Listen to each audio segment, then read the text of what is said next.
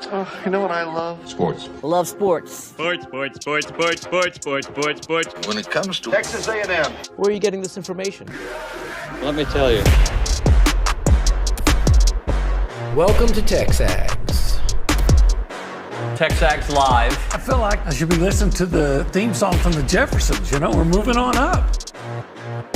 We will develop men, we will graduate players, and we will win championships on the field. It's a blessing to be in the position, and we're just thankful to be here. We're thankful to have the opportunity to go out there and play in front of the 12 men. He is a guy that has gotten better and better and better. He's just got that dog in him. It's been special. The 12th man this past week was unbelievable. And this is a real program. It's not fake. This is a real place. And if you want to be really good at football, this is a really good place to be. You know, if I'm betting on anybody, it's the Aggies. Buchanan, Nuño, 7 straight wins. 7 straight. I would love to see that number get to 10. Oh, 10 would be amazing. 14, 15 more would be great. That would include a couple nice series. But Really, what I'd like to see, if I can get 13, I think I'm going to be, you'll be happy? well, maybe I need 14. I got to recheck the schedule. Just give me 6 more SEC wins in a row, and then I'll take my chances from there. Yeah, and then we can go 2 of 3 from there every time, every series. Just take 2 of 3. I wouldn't even mind going 2 of 3, even 1 of 3 this week, as long as you get 3-0 next week.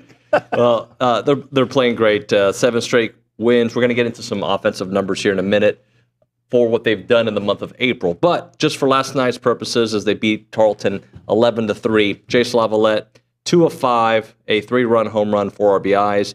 You had 4 Aggies with multi-hit games: Lavalette, Wyatt Hensler, Caden Sorrell, Jamal George, all of them. And they had a 4-run second inning, and basically that was it. It was donezo. Yeah, I was keeping up with it. And hey, any win's a good win, and you know the midweek games are all kind of dicey because you don't have your best pitchers going. But I'll say this though. Tell me that Tarleton. They're part of the A&M family. It's amazing how they've they've put together a pretty good athletic program. Yeah, they have in recent years. Nick, do you have the graphic with our midweek games? Because I do want to point this out. There was a point that those midweek games didn't feel great. Yeah. There was a point the non-conference games didn't feel great. In fact, there was the 3-game losing streak there that started with the Texas State loss, and that game was just horrible on all accounts. UTSA a little bit after that. That was a stretch of real bad midweekers. Yeah. So every win is important. But, of course, some wins are more important than others. Yeah, of course. I'm glad they got that win. At the end of the day, the all-SEC ones matter. Yeah, and they keep hitting. Mm-hmm. And I think that's important, obviously, because we want to see this offensive surge continue. I'm a tabulator, okay? I like to look at numbers, tabulate, and we'll see if my math is great. I look at them, what they've done in the month of April. They've gone 8-1. Okay? They beat UIW 21-1. Okay, that was nice. Uh-huh. But then they got no hit, run ruled. From that point, 9-3, 17-6, 14-1, 8-7, 17-0, 15-12, 11-3. In 9 games in the month of April, they have scored 133 runs. That's 14.78 runs per game. Yeah. What makes that even more interesting to me, OB, is that one of those games, you got 0. Yeah, it's amazing. Yeah, and hopefully they can continue this up in Arkansas this weekend. I'm still waiting for that weekend now in conference play where your pitching just comes in and it's just not good, but exceptional. Exceptional. Because I know you got 3 pitchers that are capable of being exceptional. In their 8 wins, they've outscored their opponents by 93 runs. The average margin of victory, by the way, I need Matthew Dawson to tell me if this formula is correct. 10.5. Total run differential over number of wins, 93 over 8, gives you 11.6. 11.6. Yeah, that makes sense. I need Matthew Dawson to double check that. 80. 11 be 88. So, okay. Sure. So, seems to be pretty good. That's good. That's good. I hope they can keep it up. Yeah. Now, obviously, they're going to go up a weight class this weekend. Mm-hmm. They've done it before, though. Yeah, because what was Tennessee number 1? Tennessee was number 1. Yeah. So Let's be the Dragon Slayer, right? Let's take down number 1s. I want to be the dragon. That doesn't get slayed. Yeah. Well, yeah. Did you watch Game of Thrones? Yeah. Did you like it? Yeah. It's really good. I did. I missed like that it. show. Anyway, do you watch the new one, House of Dragon? No, I didn't. I watched the first season. It was good. Okay. Yeah. No. Anyway, back to baseball. Back to our regularly scheduled program. Look, we know that what's ahead, right? We know that it's going to be a very difficult road with these next few series. But if you do the math, it'd be great to take these series. But there is a there's a chance that if you can just win one of these next two and don't get swept, like you're going to be on the right path. Okay. So what are they right now? 6 and 9 in conference play? That is correct.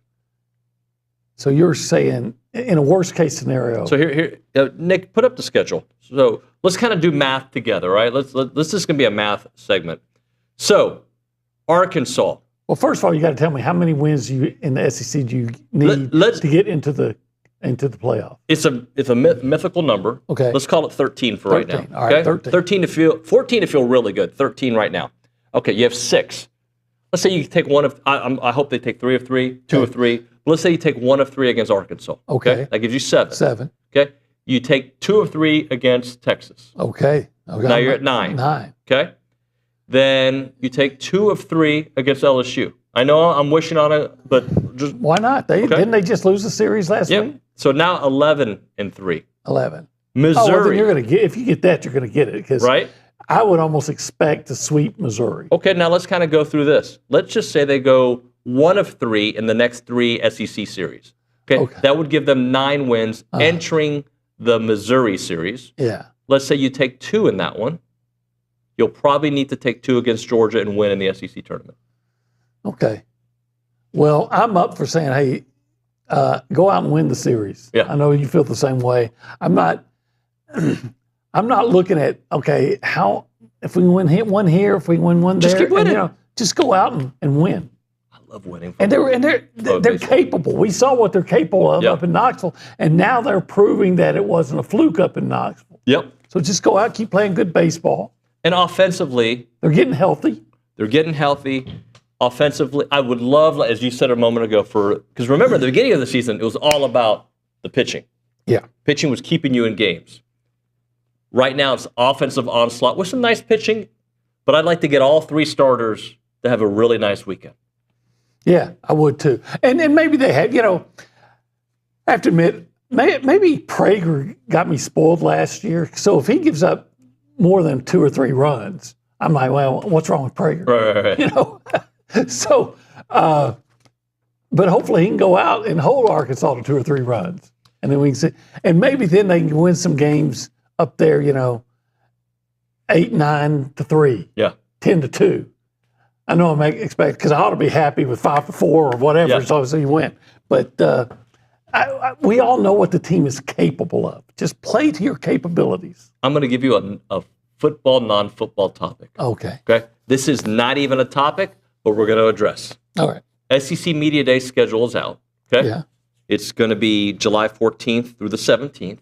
Okay. And Mike Elko is going the last day again. That means we'll be there the entire time. Oh, God. We're just going to be in Atlanta, and at Atlanta airport till midnight. But see, here's a problem that I have. So I got to write a column every day, right? Uh-huh. Who cares? All right, I'll write something derogatory about Texas, right? Yeah. Okay, that people care about that. Day 2. And maybe LSU. Mm-hmm. But see, if Uncle goes the first day, I can have a column every day about A&M, and everybody's happy with that. I got to come up with things that I know people aren't going to read. I don't know if he's going to go last, but he's last on this list for right now. So that means we'll be there till midnight. So, anyway, I'm looking through this, and I think I have the answer for the why. Okay. But there isn't one day that I'm like, that's a star-packed day. There's not one day I'm like, dude, that's the day to if you were like I feel like they're all kind of And I have a reason for it. Okay. 2 reasons. No more Nick Saban. I know he wasn't there last year, right? No more Nick Saban. I think Nick added to whatever day he was on, okay?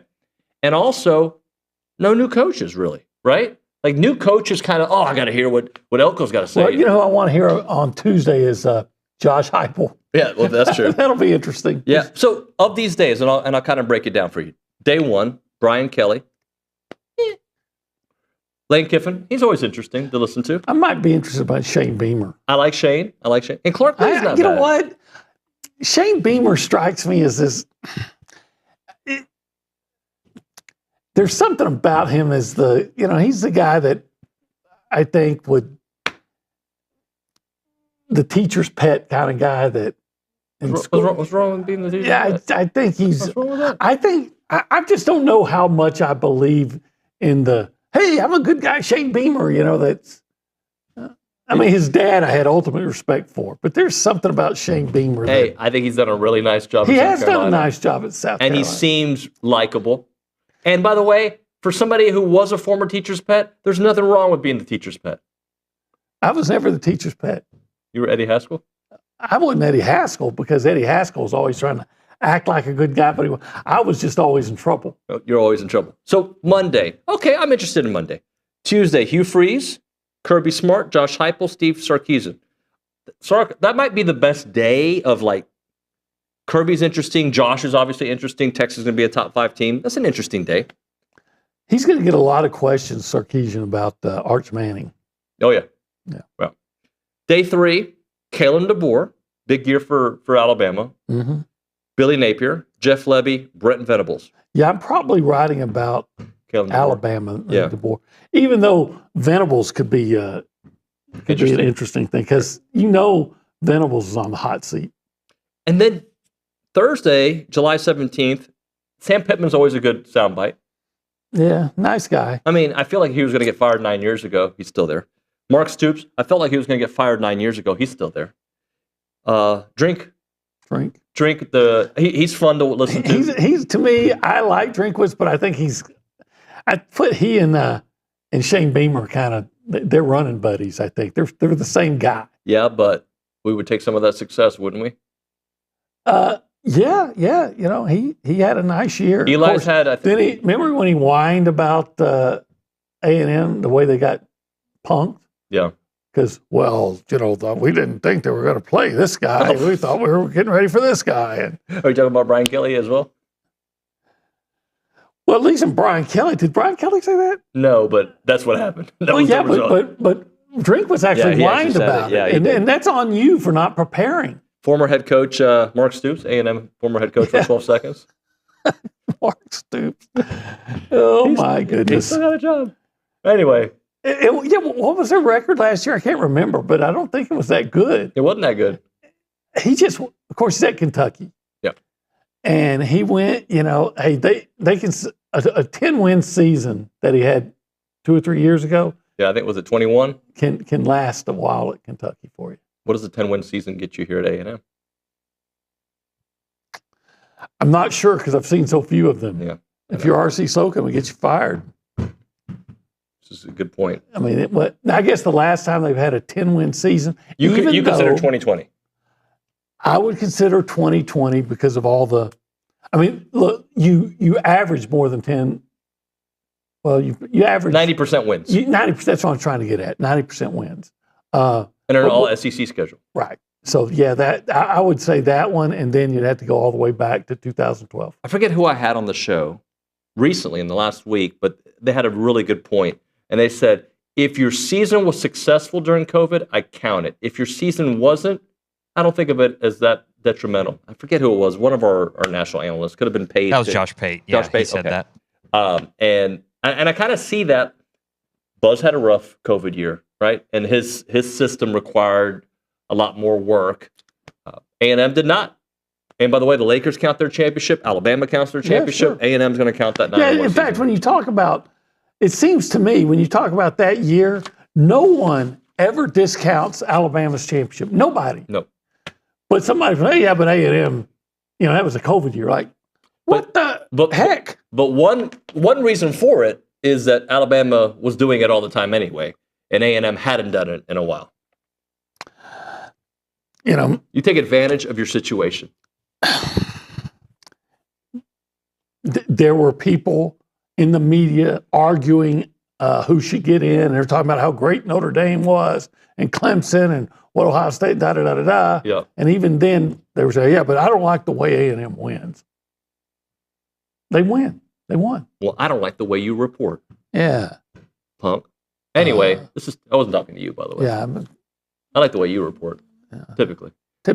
TexAgs Live, we're presented by David Gardner's Jewelers. We're in the Rollo Insurance Studio. It's the Go Hour presented by the Warehouse at CC Creations. We are currently hanging out in the Holistic Planning Cool Zone. The cool zone. It is kind of cool in here today. Yeah, it's a little cool. But you know what's cooler? What's that? Iced tea? Oh, no. What's cooler than this room is Holistic Planning helping you accumulate money. Oh, I love it. Because I like money. I admit it. I like money. Don't have enough of it. More money, more problems. But I like it. Well, then I've never had a lot of problems. That said, Holistic Planning can help you get some of that money. They can help you get it through investments, and then they can help you retain some of it through helping you with your taxes, and they can help you save it and put it away for, when you get old like me, through investment planning or estate planning. Well, and they offer kind of a fun way to accumulate some of that money. Investinprosports.com. Let's do it. If you want to be a part of the conversation this morning, you can call us up. 979-693-1150. That's the Buffy's Catering hotline. You can call us up. We'll answer that. Or you can text us at that same number, 979-693-1150. We go around the room, left to right. We say hi to Nick Savage. Nick, good morning. Hi, good morning, y'all. What's up, buddy? Well, going back to the conversation about, the amount of wins we might think Aggie baseball needs, at this point, or trying to do that math. I kind of go back to what Scott Clendenin has said a few times on the baseball bunch is kind of like the NCAA tournament with basketball with this new SEC. We're not exactly sure how the committee's going to view, Texas and Oklahoma being added. Obviously, still the toughest conference in all of college baseball. So do you think maybe, it'll take a win or two less than it has in previous years to get into the tournament? And if so, that can end up benefiting A&M in the long run. This is how I see it, OB. If the season ended today, they would not be in. Agree. So just do what you said. Just keep winning series. Just keep winning. Keep winning. It'll take care of itself. If you don't, you'll have the beginning of the season to play. And if you win some series coming up, especially in the next 3, then not only have you won a series and improved your record, but you did it against highly ranked opponents. So then you get extra cachet. And as we've talked about, if A&M gets into the postseason, big if still, they are a team that nobody wants to have at their regional. Nobody. This is a time for redemption. Ecclesiastes says for everything, there's a season. There's a time for everything. This is the time for redemption of A&M baseball coming up. Now, they gained a lot of that redemption in Knoxville, but now it's time to finish it off. Go out and play a highly ranked Arkansas, a highly ranked Texas, a highly ranked LSU, teams that you don't typically like very much. This is your opportunity. Pastor OB, praise Jesus. Yes. Yeah. Anyway, let's go to the Angry Elephant News and Social Center. Kaylee Dreyer's there. Good morning. Good morning. How are you this morning? I'm great. How are y'all? I'm doing well, thank you. Talk to us. I just wanted to start off by saying Texas A&M is ranked number 1 in softball, women's tennis, and men and women's track and field. That's 4. That's a lot of Who a lot says, of ones. Yeah, spring sports matter. Let's go. Let's keep it going. I wish I could get that at the poker table. Be 4 aces. 4 aces would be nice. Yeah. And then going off of that, this is softball's first national number 1 ranking in program history. They currently have a season best 12-game win streak with a 37-5 overall record, and they sit on top of the SEC with an 11-3 record. Yeah, I don't think that's exactly right. First number 1 ranking in program history. I thought Didn't they win a national championship? I think mid-season. Mid-season. Oh, okay. Well, it's in the history of that USA softball poll. That's the first time they've been ranked, and that's the one that Texas A&M, it's kind of the gold standard, I guess. Okay. But that said, you can't be more number one. No, than but I being think the in national that champion. particular poll, in that poll, okay, I needed some clarification. in that particular poll. Kaylee, what else do you have for us? Okay, Texas A&M track and field had 3 SEC weekly honors. They were announced yesterday. Ahmad Robinson claimed his 2nd straight SEC Men's Runner of the Week honor and his 4th weekly award this season, as he had 2 wins over the weekend. And Sofia Yakushina on the show today, SEC Women's Field Athlete of the Week, as she broke the NCAA freshman record in the heptathlon. And then Penelope Gracie claimed her first SEC weekly honor, as she was named SEC Freshman of the Week following her win in the 5,000 meter this weekend. Excellent stuff, Kaylee. Thank you very much. All right, Opie, let's hit a break. Okay. Got some football stuff for you on the other side. All right. All right. One has to deal with Johnny. Okay. The other has to deal with Shadur. Okay. Okay. I'm going to link them into one story. 2 guys, you only have to use their first name. Yeah, that's true. Yeah, Johnny Carson and Shadur Sanders. I thought we were going to talk about Johnny Manziel. Oh, we are. We are. Just seeing if you were paying attention. 1775. Can we talk about their weekly specials? Let's do. All right. On Thursdays, they have the brisket Philly. The brisket Philly, like a Philly cheesesteak with brisket? Yeah, I haven't done that one yet. On Fridays, they have the Brazos Spuds, or perfectly smoked half chicken. Really? Yeah. See, you're thinking about changing your. I like chicken. Yeah. The wife had the spud once, and they just loaded it up with meat on top of that spud. Meat and potatoes. Yep. Saturday. Raspberry chipotle pork belly burnt ends. Oh, I like burnt ends. Burnt ends, that might be up there with queso mac and cheese. I like everything. What am I talking about? Smoked barbacoa tacos. Oh, the wife would love that. Yeah. The rotating desserts. Is that barbacoa? Is that a big deal for Cubans too, or is that just a Mexican thing? It's a Mexican thing. Okay. I mean, I'm sure it's other cultures or, too. Or, Guatemalan. You can go down. You can go down Central. Yeah. El Salvador. We eat it. Honduran. I guess Nicaraguan's next. We've got our own Cuban. Costa Rican. We've got Cuban fried rice, believe it or not. Cuban fried rice. Yeah. Huh. Okay. Yeah. So it's basically fried rice with a Cuban flair. The Cuban flair. Does it have cigars in it or what? It just has a Cuban lady who makes it. Anyway, 979-492-6241 or check out 1775txbbq.com.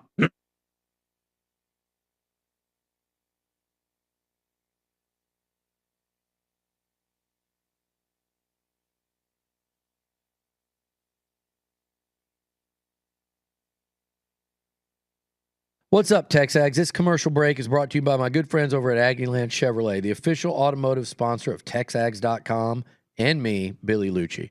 Greg Gunn is the proud owner of Aggieland Chevrolet and invites you to visit the dealership to experience true Aggie hospitality. From their friendly staff to the experienced service team, Aggieland Chevrolet is TexAgs approved. Check out the dealership off of Highway 6 in Bryan or go to AggielandChevrolet.com and tell them Billy Lucci sent you by.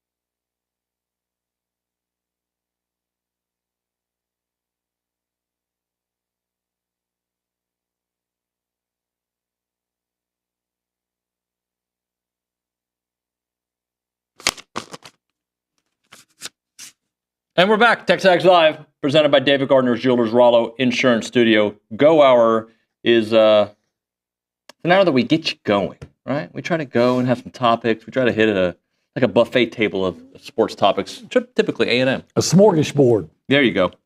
So, are you familiar with Pete Schrager? He used to be at the NFL Network, NFL I think. Network, Yeah, ESPN. He's a nice guy. I've talked to him a couple of times. He is comparing Shedeur Sanders. Did I say that right? Shedeur Sanders to Johnny Manziel in regards to the draft. Okay. He says Shedeur is the most interesting draft prospect since Johnny Manziel. Yes, I'm going to go back that far in which this guy could go as high as number 2 overall or slip to the end of the first round or early second. I don't remember a draft where a player that's not blue chip first guy is the one we're talking about every single day. Interesting comparison. Yeah, and I think he's probably accurate. What the difference is, I think they're wondering more about just how good Shedeur really is. And I think the question, because I don't think he has character issues. And that's what everybody was worried about Johnny Manziel. How much does he like football? What does he really care? Is he gonna torpedo your franchise?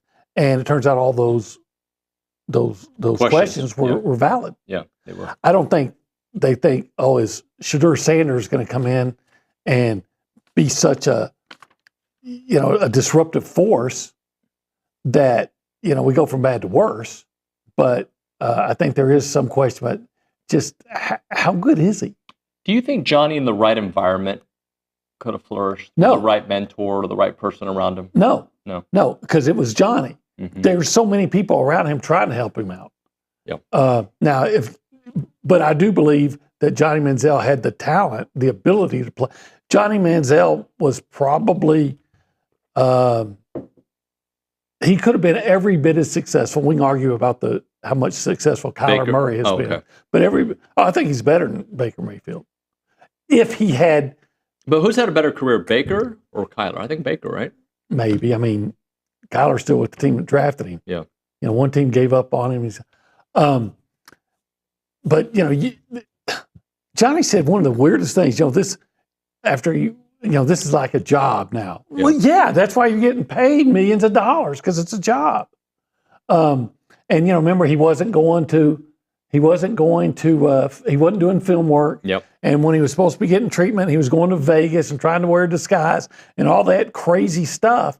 Johnny torpedoed his own career. So then why the questions about Sanders, you think? Because it's about, with Johnny, there was no doubt about the talent.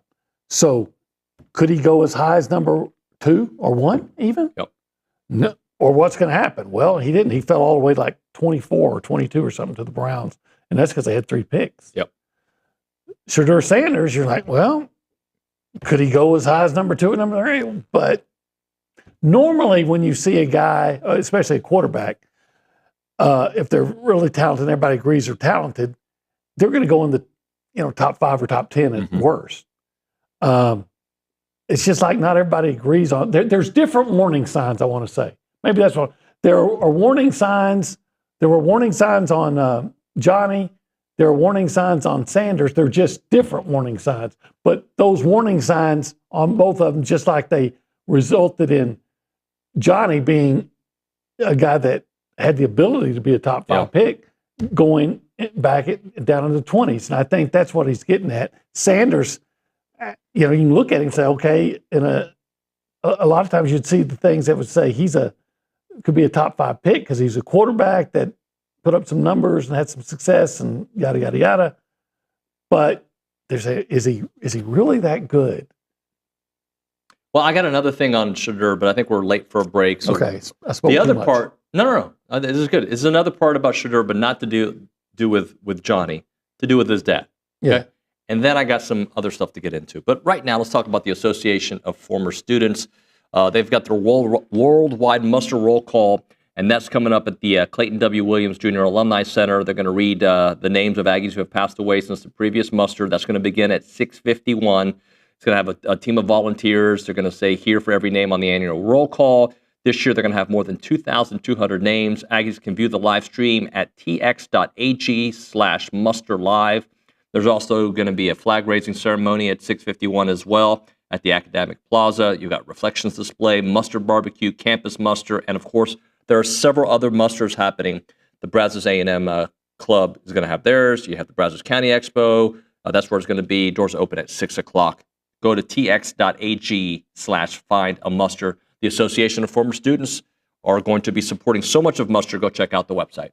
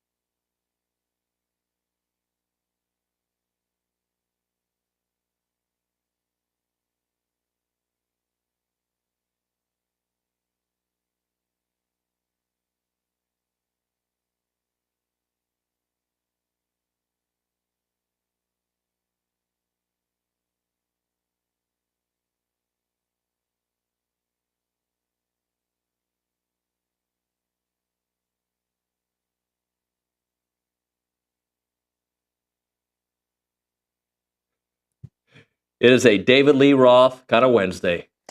I would thought you would like David Lee Roth. I didn't say I didn't like him. So you do? I mean, I like him. Do I put him on the playlist? Not often. No, that's what I'm saying. I'm just saying that, back, I would have thought David Lee Roth would back in the day, I liked wear him, some tight pants and jump around and do karate kicks. Yeah, I wear leather pants still. I mean, that would be you all day long. I like leather pants. Doing the karate kicks. Yeah, heck yeah. Yeah. David Lee Roth, he had a good head of hair. You got to grow your hair. Of course, he doesn't have long hair now, does he? No. Is he bald now? He's probably bald. It happens to people. It does. Hey, it's TexAgs Live. Doesn't happen to me, but we're presented by David Gardner's Jewelers. We're in the Rollo Insurance Studio. He is OB. I'm Nuño. It's the Go Hour presented by the Warehouse. All right, let's continue the sugar. Let's continue that conversation. Was that on the air? No, it was on the air. Bailey said to me, you have a text, right, that came in about sugar? Yeah. Or sugar? I heard her say, hey, we got a text about sugar. I was no, like, I sugar? said sugar. Like, no, we're not doing sugar anymore. Sugar Sanders? Sugar Ray Robinson? There you go. That's a good one. Okay. Well, Spencer in Houston says, I feel like Sanders is a diva in the way a wide receiver is a diva. I think he has the kind of anger and want to win that is positive. Maybe his game doesn't translate to the NFL, but I think people are confusing an extreme want to win and a willingness to put in the effort with having a bad attitude. I've gone back and forth on how I feel about him, but that guy played his guys out with a terrible O-line for 2 years. Couple things on that. OB, I think sometimes we penalize Shadur for his dad. Okay. And I'm going to give you an example. I don't know if appalled and dismayed is the right way to say it, but I am a little confused at Colorado saying, we're going to hang your jersey up. Yeah, I'm confused at that. Okay, because you know that Cordell Stewart's jersey isn't hung. Was it Charles Westbrook? Charles Westbrook, Michael Westbrook. The receiver? Yeah. Michael Westbrook. Well, not from Tech. Who was his big receiver at Colorado? Michael Westbrook. Who was Michael Westbrook? Sorry? Your mic's cutting out. No. Anyway, if Cordell Stewart, who won a couple bowl games, big bowl games, they finished top 5 or 10 in the country that year, right? Yeah. Weren't they in the mix for a national championship one of his years there? Probably. I can't remember. If his number isn't retired, I don't know how Shadur Sanders can, especially 2 weeks after playing. I wonder if Eric Bieniemy's, who's the running back there, I wonder if Darian Hagan, I don't know.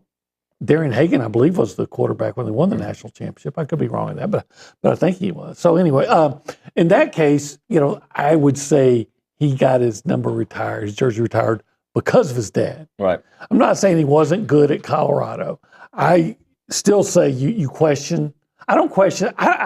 Does he have a bad attitude? I've never known him to have a bad attitude. I haven't seen him have a bad attitude. I think he's kind of like clapped back at, I think, a media member and at some folks, but no.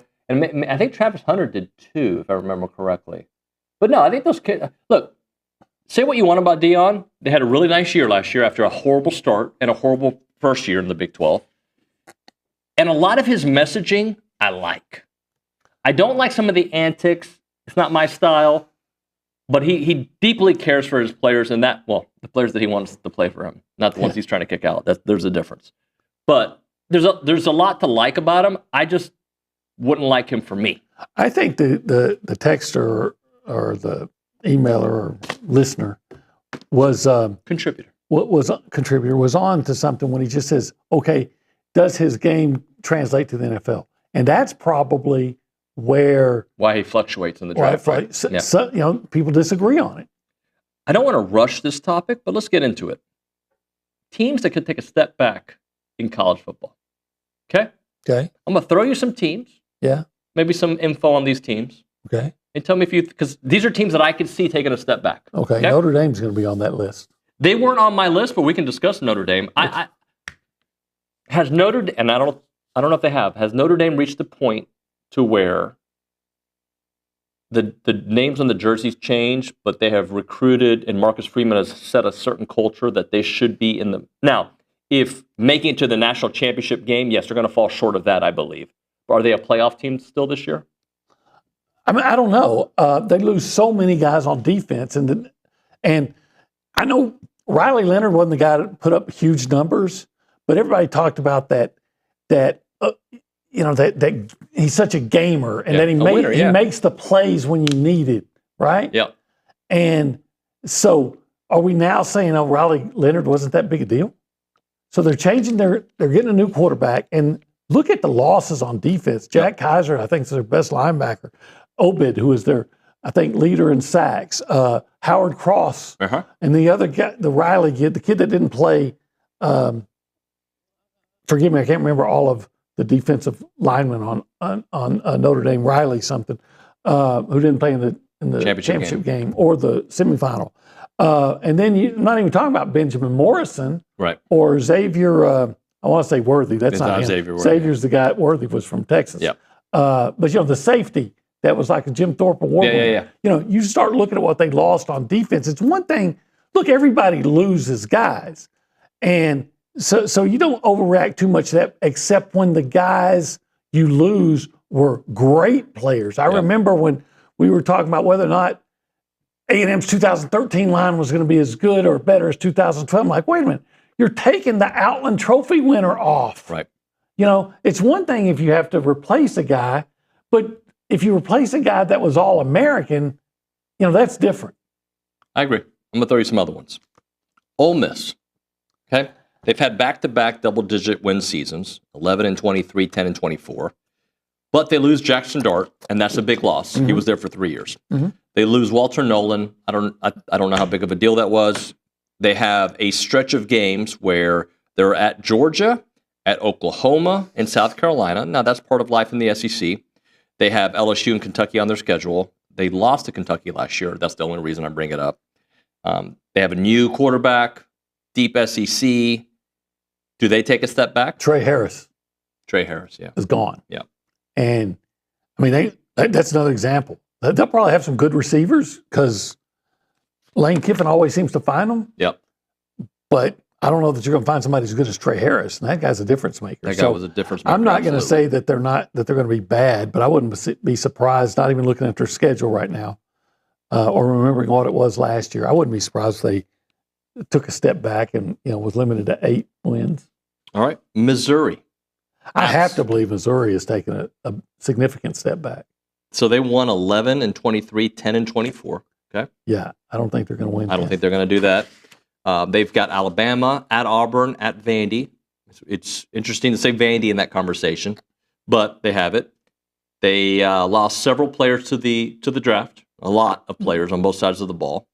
Luther Burden, Theo Weiss. Was it Kristen Jackson? I think is the defensive lineman that I think is projected to be drafted pretty high. They got an offensive lineman that's projected to go in the first round. Yep. And then Brady Cook. Yeah, I just don't see it. Georgia. So you lose Malachi Starks, Williams, Walker. Gunnar Stockton is taking over at QB. They're really good typically at reloading, right? Right. And I'm saying, who's the great player they're losing? Got road games at Tennessee and Auburn. Neutral site against Florida like usual. Home game versus Texas. Okay. I think Georgia's going to be Georgia. You think they're a 10-win team? Yeah. Okay.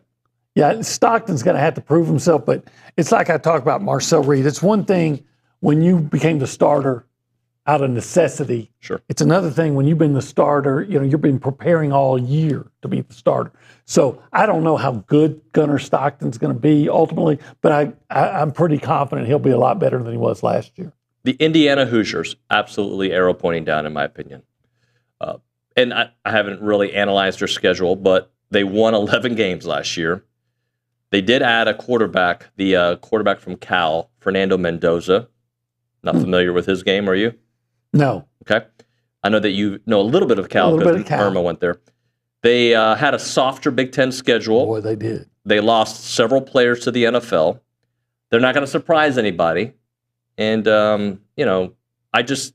Yeah, but their coach wins. Google him. He does win. Google him. And he has said that before. They're not going to catch anybody by surprise.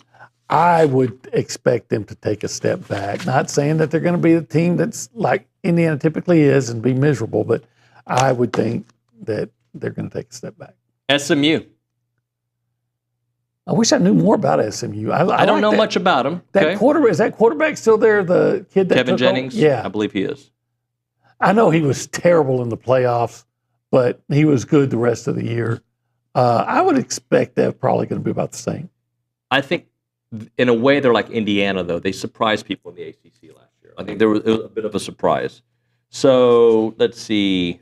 They've got Clemson on their schedule, it looks like. But I wonder who they lost that really you go, oh, my gosh, how do you replace that guy? I don't know. And I have to admit, I haven't been breaking down the roster at SMU. So, I think Florida last year had a much better season than expected, especially the way the season started, which raises expectations for this year. Mm-hmm. And I think they may be about the same or worse than they were last year. 25 is they're at LSU, at Miami. They take on Texas, and they have A&M at A&M.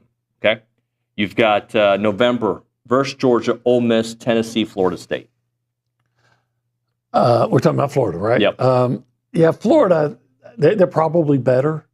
I don't know how much. A lot of it's going to depend on how good is Lagway's shoulder. Mm-hmm. And again, significant defensive losses that I think get ignored. Yeah. And the good wide receiver, Eugene, I want to say Eugene Moore. That's not right.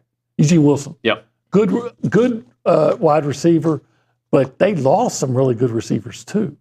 Badger, DK, some others. So that'll be interesting. But yeah, I think they're probably going to be better. Yep. All right, we'll hit a break here. When we come back on TexAgs Live, get to some text messages and we'll just chit-chat. All right. Sound, all right? Let's talk about Heritage Films. They make documentary films about families and family businesses and family ranches, and they've got a new product that you've got to check out if you go to yourheritagefilm.com, where they make the ranch kind of its own story. And Aggies in particular, when we talk about our family origins and our family businesses and our family ranches, it kind of just sets the tempo, and just it tells the entire family story when you start from that origin. And Chance has got a new product that focuses on that, talking about the work ethic and all the behind-the-scene things that have made your ranch, right? And it's a way to pass stories to generation after generation. I really love what he does with the Heritage Film, with the Year Flicks, which are more the shorter films, the 20-minute Q&As with the youngers in the family. The Heritage Film is about just the entire family, and of course, this family and ranch series that he is doing. It's 713, the phone number, 713-893-8341, 713-893-8341, or go to yourheritagefilm.com.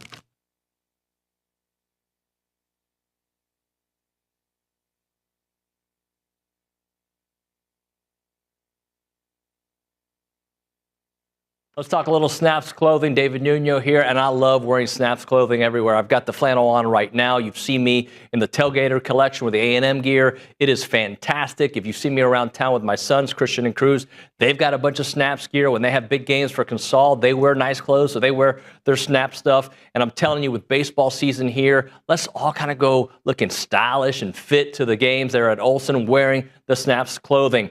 As a reminder, they are the only official licensed Texas A&M Pearl Snaps maker out there. Their Tailgater collection is built for game day with breathable, moisture-wicking fabrics to keep you comfortable while you rep your Aggies in style. Now, whether you're watching the game from home or maybe you're in attendance, you're tailgating, whatever it may be, you got to make sure you head to snapsclothing.com to see everything they have to offer. It is fashionable, it is awesome, and you're going to love it.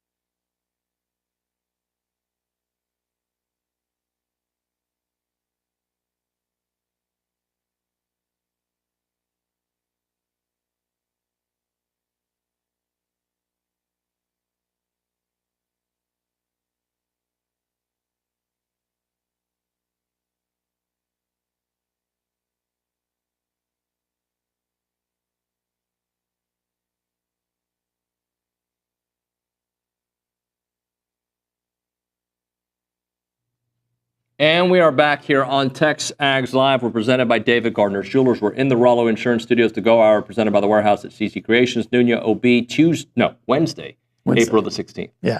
2025. Wednesday. Halfway through. Hump day. Yeah, baby. All right. And you're almost done. Well, we got a presser at noon. Yeah, but we got a presser at noon. Then I got to write something about that. So, yeah, you're not even close to being close to done. Your work begins now. We're working Saturday, too. Yeah. Saturday, got 2 that o'clock? spring game, 2 o'clock. What time are you getting there? Probably 1. Okay. Yeah. Spring game, what, about 3 hours? I would hope not. Yeah. But we'll see. You know, it's funny to me, it seems like in the last couple of years, the fans have been more interested in the flag football game from the Legends than they were the actual spring game. Yeah. Easter weekend, too. So, I guess I better go out and buy a basket. Yeah, you better go do that. Yeah. Good Friday, a fun Saturday. Yeah, Good Friday, Easter fun Sunday. Saturday, Easter Sunday. Yeah. You remember that Auburn guy, Smoke Monday? He was a cornerback at Auburn a few years ago. Smoke Monday, do you remember him? No. I always thought that sounded like a religious day. Smoke Monday? Smoke Monday, Fat Tuesday, Ash Wednesday. Smoke Monday. Good Friday. How long ago was this? Oh, it wasn't that long, like 3 or 4 years ago. Okay. I thought maybe you were, that must have been before you, I guess. Maybe not. He was a good player. Smoke Monday. Smoky Monday. Do you have anything for us, Kaylee Dreyer at the Angry Elephant News and Social Center? We do have a comment that says, why not the Aggs? Why is it all the discussion that we need to find a way to get to 13 wins? We were playing like that preseason number 1. Why can't we go on a heater and win all these series? We can. Then the discussion turns into what national seed we are. Yeah, but we're just not there yet. Like, they've played more poor baseball than good baseball. But right now, if you look at April, then they look like a number 1 seed.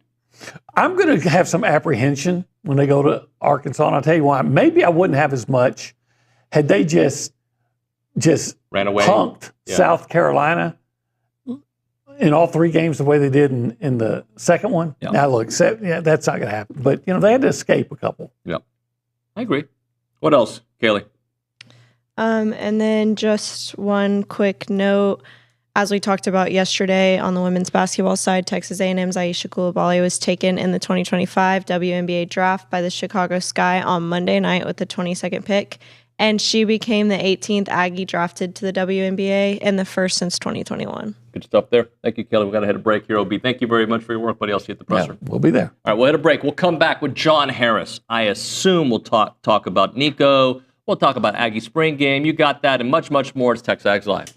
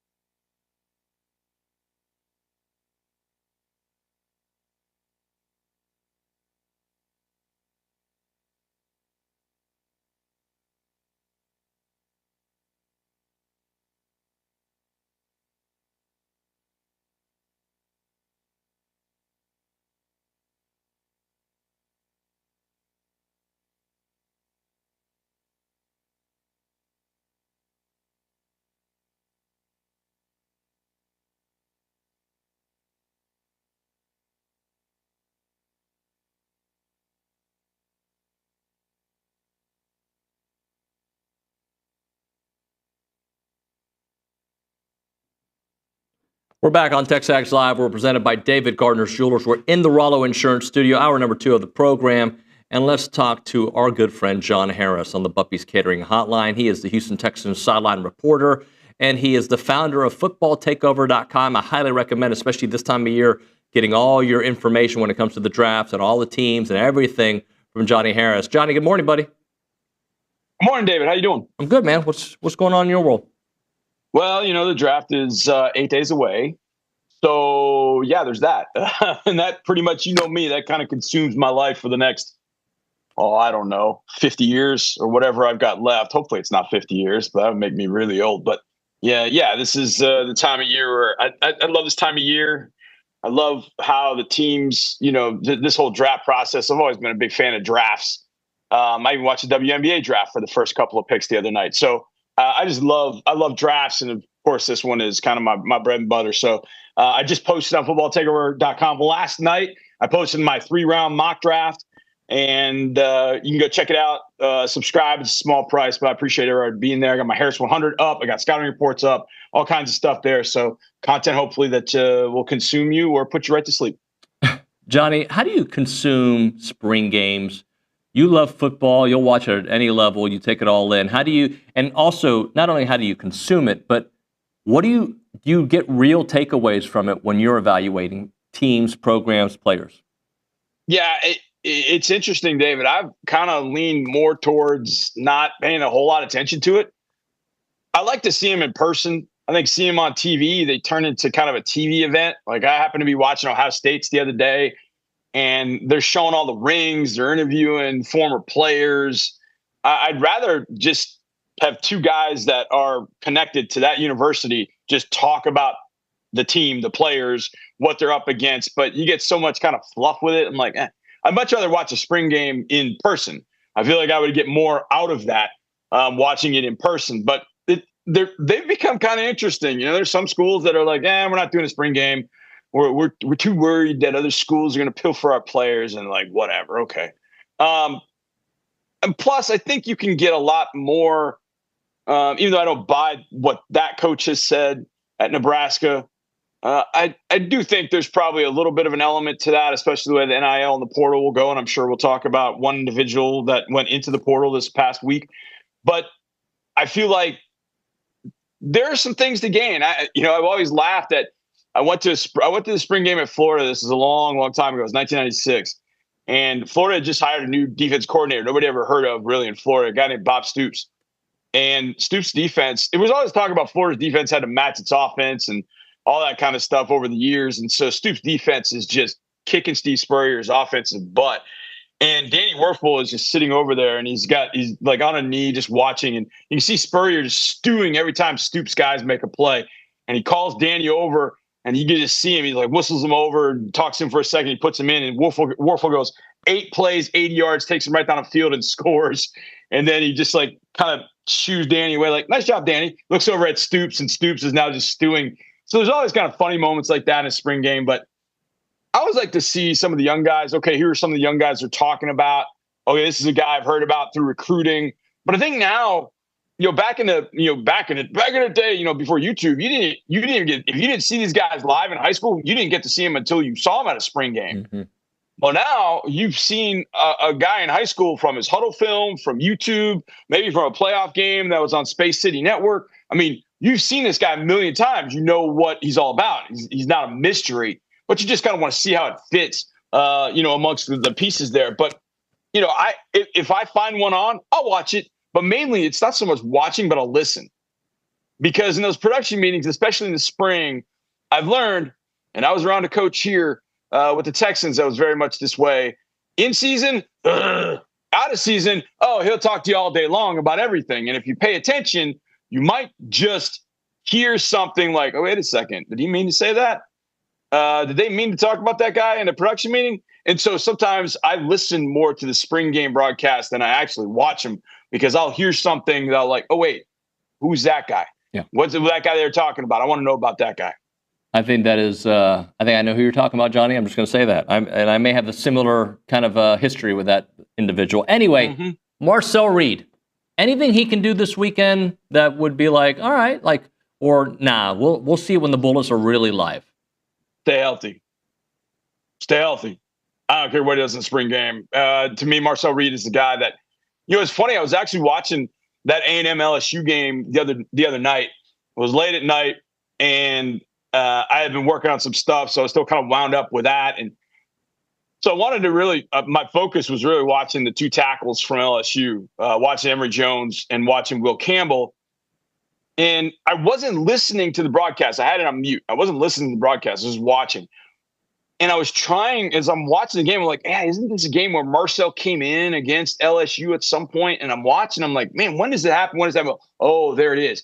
And it was amazing as how things kind of settled down when he came in the game. And I started thinking about what the hell is LSU doing not being prepared for Marcel Reed? That blew me away.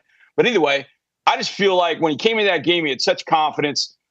And yeah, were there moments the rest of the year where you're like, God, I wish he would have done this. I wish he would have done that. Yeah, okay, that's a young quarterback growing. But I guarantee you, and we've seen this over the years at a lot of different universities, but at A&M too, guys come in and it's like, ooh, that guy's going to be great, man. Oh, I can't wait to see him. And then you're like, ooh, that guy's really not that good. But man, this guy that was the last recruit or the last guy to sign, well, he just keeps making plays. I kind of want to see a little bit more of him. And that was kind of the way I felt about Marcel. And I told you this after the bowl game. I was calling the bowl game against Oklahoma State after the 23 season. I was calling that for Sports Radio 610. And I can't remember, got some blank on his name right now, but the starting quarterback gets hurt first play. Jalen Henderson. Like, okay, yeah, Henderson gets hurt. Like, all right, what's happening now? And then Marcel comes in the game, and it was like he was unfazed, completely unfazed. And I'm watching thinking, because I'm up on the 8th floor, so I'm seeing him throw passes, like throw guys into open spots. I'm like, well, he's doing like advanced quarterback things. And I didn't even know really that he existed other than seeing him on the depth chart to this point. So I was really impressed. And I thought, man, and I remember you and I we didn't get in a fight, but we kind of argument. I remember you saying last offseason, well, we know what Connor Wigman can do. And it was like, no, you know what? We really don't. But I tell you what, I know what that dude can do. And I don't think there's anything at this point that he can do in the spring game. It's just stay healthy. Because I just think when he gets on the field, no matter his size, no matter the situation, he's going to make a winning play. Yeah, there's going to be a time where you go, Marcel, maybe shouldn't have thrown that one. Maybe should have run that one. But overall, his decision-making, I think, is really, really spot on. And it feels like, outsider looking in, it feels like when he walks into the huddle, that those offensive players believe they're going to move the ball down the field. And sometimes that's worth more than being the fastest guy in the field or having the biggest arm or whatever. It's when you walk in that huddle, you're getting 100% of everybody that's there because they believe in what you're going to do. And a guy like that I've known for a long time is Case Keenum. When Case walks in a huddle, everybody feels like, oh, we're okay. We're all right. He's going to take the heat for us. He's going to encourage us. He's going to make sure things are right. That wasn't that way all the time, but a lot of the time, especially as Case got older, I saw him as when he stepped in as a starter, a couple times here, it was the same thing. So for me, Marcel, stay healthy. They don't have to do anything crazy. I do think I wouldn't be surprised. Well, let's say this last thing on Marcel. I wouldn't be surprised if even in the spring game, he maybe threw a pick or two, depending on how much he plays, because my guess is that Colin Klein and the offensive staff are challenging him to maybe do some things that are a little different. So he might be experimenting with some things, and that might lead to some mistakes. And I wouldn't like get really nervous about that if I were A&M fans. I wouldn't be panicked. Like Marcel Reed's the leader. He's going to be fine. But there are going to be some things I would imagine he's going to be challenged to work on during the spring, and they might show themselves in this game. And that's, don't panic about that, because I guarantee you he's working on things to get better for the 2025 season. But in all honesty, he can throw 8 picks. I wouldn't care. I really honestly would not care, because he's going to be the guy to lead this team in 2025. And I think A&M is that much better for it. Johnny, I want to go back to that LSU game for a moment, because that just shows you like the best version, or maybe one of the best versions we see of Marcel. And if you get that extended, it'd be incredible. But I remember that's the most energy I have felt in a stadium for a backup quarterback coming into a game that I've ever felt. And you always feel it, right? Like, I remember when Case Keenum, the guy you talked about a moment ago, finally came in for the Texans, how it kind of like all the fans were into it. A lot of times the backup quarterback is the most fan favorite, right? That being said, it was the players too. Like you could feel a different energy with the players and the stadium when Marcel came in. And this is coming from a guy that I believe Connor could have been the dude, and he just wasn't here. Yeah, I'm glad you said that, because I think a lot of people talk about all the time about, well, I can stay at home, I can watch the game on my 80-inch TV and all that. It's in 4K, this and whatever. But you don't get that feeling. And that's a different feeling when you're at a game and you sense something like that. I mean, all the times that I've seen, whether it's quarterbacks coming in or players, JJ Watt had a way of doing that. JJ could make one play in this building at NRG Stadium and it would set the place on fire. And you can just feel that and sense that. And I think that's a really important point to make, David. And it kind of just nails home what I've been saying about Marcel, that he has that. And it's the old proverbial, well, he has it.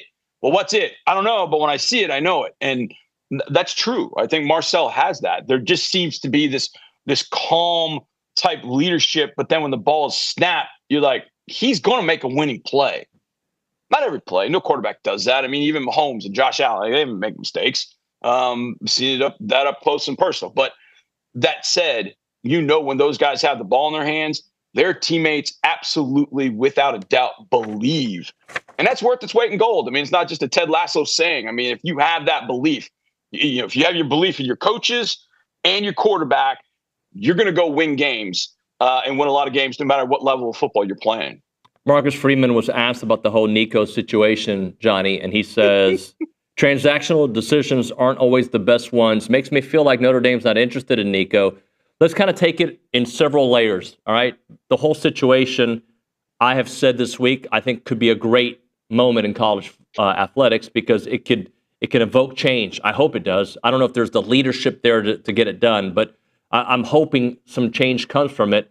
How do you kind of think about this whole Nico situation, what he did, what his dad did, what Tennessee did, and what his potential options might be? I mean, David, it's the question about college football. It's the question of the week. I sat down when I saw this. I actually, I'd gone for my morning walk, and then I saw this kind of transpiring. I literally, after my walk was done, I sat on the rocking chair outside my house, and I just started kind of making notes about this whole thing. And they weren't really notes as if I was going to post them on Twitter. I don't post on Twitter a whole heck of a lot. And I think my biggest thing about this is there's probably so many things that happen behind closed doors that we don't know that it's, I think one of the biggest ones is probably the fact that it's Nico Iamaleava's name and Nico who's taking the heat. And my gut tells me that Nico was just an interested bystander in this whole thing, that he was the conduit, that he was the meal ticket in all of this. And it's unfortunate that it was a father, it was an agent, it was both of them, it was a group, whomever, that were playing this sneaky NIL game that Tennessee called their bluff. And then they were like, well, we'll just let him go in the portal and he'll go elsewhere. Well, I think he's finding out now that, maybe that's not the case as we know it, but we don't know everything going on. But you start hearing little bits and pieces about how, Josh Pate said the other night that Nico apparently was, I think he was alluding to Nico, that he was apparently discussing holding out of a playoff game against Ohio State because the money wasn't right or needed to be more and all that. To me, you got to go back to the beginning, because in the beginning, he signs this massive NIL deal with Tennessee. Now, keep in mind, he's from Long Beach. He's from Downey, California, and he's going to Tennessee. Now, that's been done before. Brew McCoy went from Mater Dei to Tennessee. The kicker who beat Alabama a couple of years ago was also from Mater Dei. Like, Californians have gone to Tennessee. They've gone to places in the SEC. So that's not totally unusual. But I felt like this one was, especially the amount of money in the NIL. So that should have been the first sign of, like, if we're going to sign this guy, then we got to know this could be a possibility. And maybe Tennessee was ready for that. It didn't sound like it, but I think you had to kind of be ready for that. That if a guy takes a deal of that magnitude, like, hey, he's probably going to be looking for this sort of deal, or the family is going to be looking for this sort of deal. So I don't know where the breakdown was in the family, whether it was the dad driving this. I mean, it sounded like the dad was calling Dan Lanning because Nico was recruited by Oregon, so they probably had a relationship. I thought it was ironic that it was Dan Lanning who called Tennessee and said, hey, this guy's calling us out of the blue, because Oregon has done plenty of NIL recruiting the way that they're probably not supposed to do it. And I've gotten that from coaches I know. So I thought that was a little ironic. But to me, it goes back to this. I know people are like, well, if you get the CBA and you get rules set in place. Look, we have that in the NFL. You have guys holding out. Guys don't go to training camp until they get it done. And if they don't get it done, then there's a trade and a player moves on. Like, it happens in the NFL. So, like, this to me was kind of that. It was like whoever it was, whether it was Nico, his agency, whether it was his dad, whomever, they weren't happy with the deal. Let's discuss. Tennessee's like, we're not going to move off of this. And so it's like, okay, I'm going to go to transfer portal. Just like in the NFL, guys overplay their hands. They think that they're going to make all this money out in the free agent market. And then they get out there and they're like, yo, whoa, this is dried up, man. Maybe I shouldn't have had that power play. And you live and you learn. The unfortunate part is that Nico is going to find out what those players found out, is that in the NFL, you shake the apple tree one too many times, you get scouts and GMs and ownership in the NFL very skittish about you, especially when, and to me, this is probably the most important thing, I think Nico is an average quarterback at best. And one of the things I remember typing into my phone, David, was the fact that the one thing in the NFL, like the biggest rule to me of a GM and a team in the NFL, is managing value properly. And to me, that's what Tennessee did. They weren't getting return on, or they didn't think they were getting the quality of return on the investment they had already made. And now they're angling for more. And Tennessee's like, nah, we know what the market is saying. We don't think you're of that ilk. We're standing pat. So in a way, this was a completely NFL situation that I think people in college are looking at going, whoa, this is where the college game is going.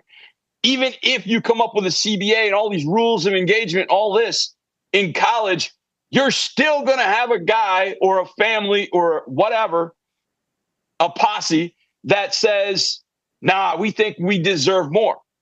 This is going to happen a lot more going forward. But here's what college football has said thus far to the two quarterbacks that I know have done this, Matt Sluka at UNLV and Nico Iamaleava of Tennessee. It doesn't work out. Now, I'm not saying that you let the big, broad college football monopoly or whatever win, but you better know and understand your value before you go squawking for more money. I can promise you that. That is going to be in college football, at least for the first probably 4 to 5 years, once there are some rules set in place that you have to abide by in a sense. Like, there's going to be this going on, and it's still going to go on because every single person that plays this sport has a value in mind for themselves, and every single university is going to have either that same value in their mind or higher. If not, we're going to have more of this. And I shouldn't even say if, it's then we have more of this. So it's a pretty convoluted situation. I'll tell you the one person I feel sorry for Nico. I think that we've seen this over the years that parents have been, have stepped in. I think you probably, David, know players at A&M whose fathers have changed course for their particular sons because what they believed. I think there's probably a quarterback probably in the mid-2010s that probably was involved a lot more than should have been, and it turned into a situation where that player had to transfer. And I don't know if it was that much better at the other place, but either way, point being, this is going to happen. It's going to happen more often. And because there are dollars involved, it'll probably happen way more than anybody wants. Johnny, let me follow up. We got about 30 seconds, maybe a minute at most. But where do you think he ends up? And what about the college football world at some point finding players for holding out the way the NFL can? I mean, as long as there are rules for that, absolutely. I think the dirty little secret is once things get renegotiated, sometimes those fines, poof, they go away. But you have that wherewithal. You have that. You can do that in the NFL. My first thought was Nico was going to Oregon, and then when I heard that Lanning, had called Heupel to let him know about that, I was like, okay, I guess that's out. UCLA seems to make sense. Back home in California. Deshaun Foster trying to get that program going again. Maybe there's a booster he can talk to, say, look, I don't really want to do this, but, mercenaries being mercenaries, hey, we need to do this. Give him a year, make sure he gets the money, keep him happy for a year, and maybe he can kind of kickstart the program again. It just feels like everybody else is kind of backing off. Yeah. I guess the question would be, what is UCLA going to pay? That I can't wait to see. Because my guess is it might even be lower than what he would have got originally from Tennessee. Johnny, thank you, brother. Talk to you soon. Love you, man. See you, bud. See you, man. John Harris on the Bumpy's Catering Hotline. We'll hit a break. We'll talk a little track and field on the other side. Milliken Reserve Farm to Table community in College Station. They got homes, they got trails, they got farms, they got wide open spaces with a mission to build a healthy community around nature. When you go there, you can do all the great outdoor activities you like to do. You like to go biking, fishing, kayaking.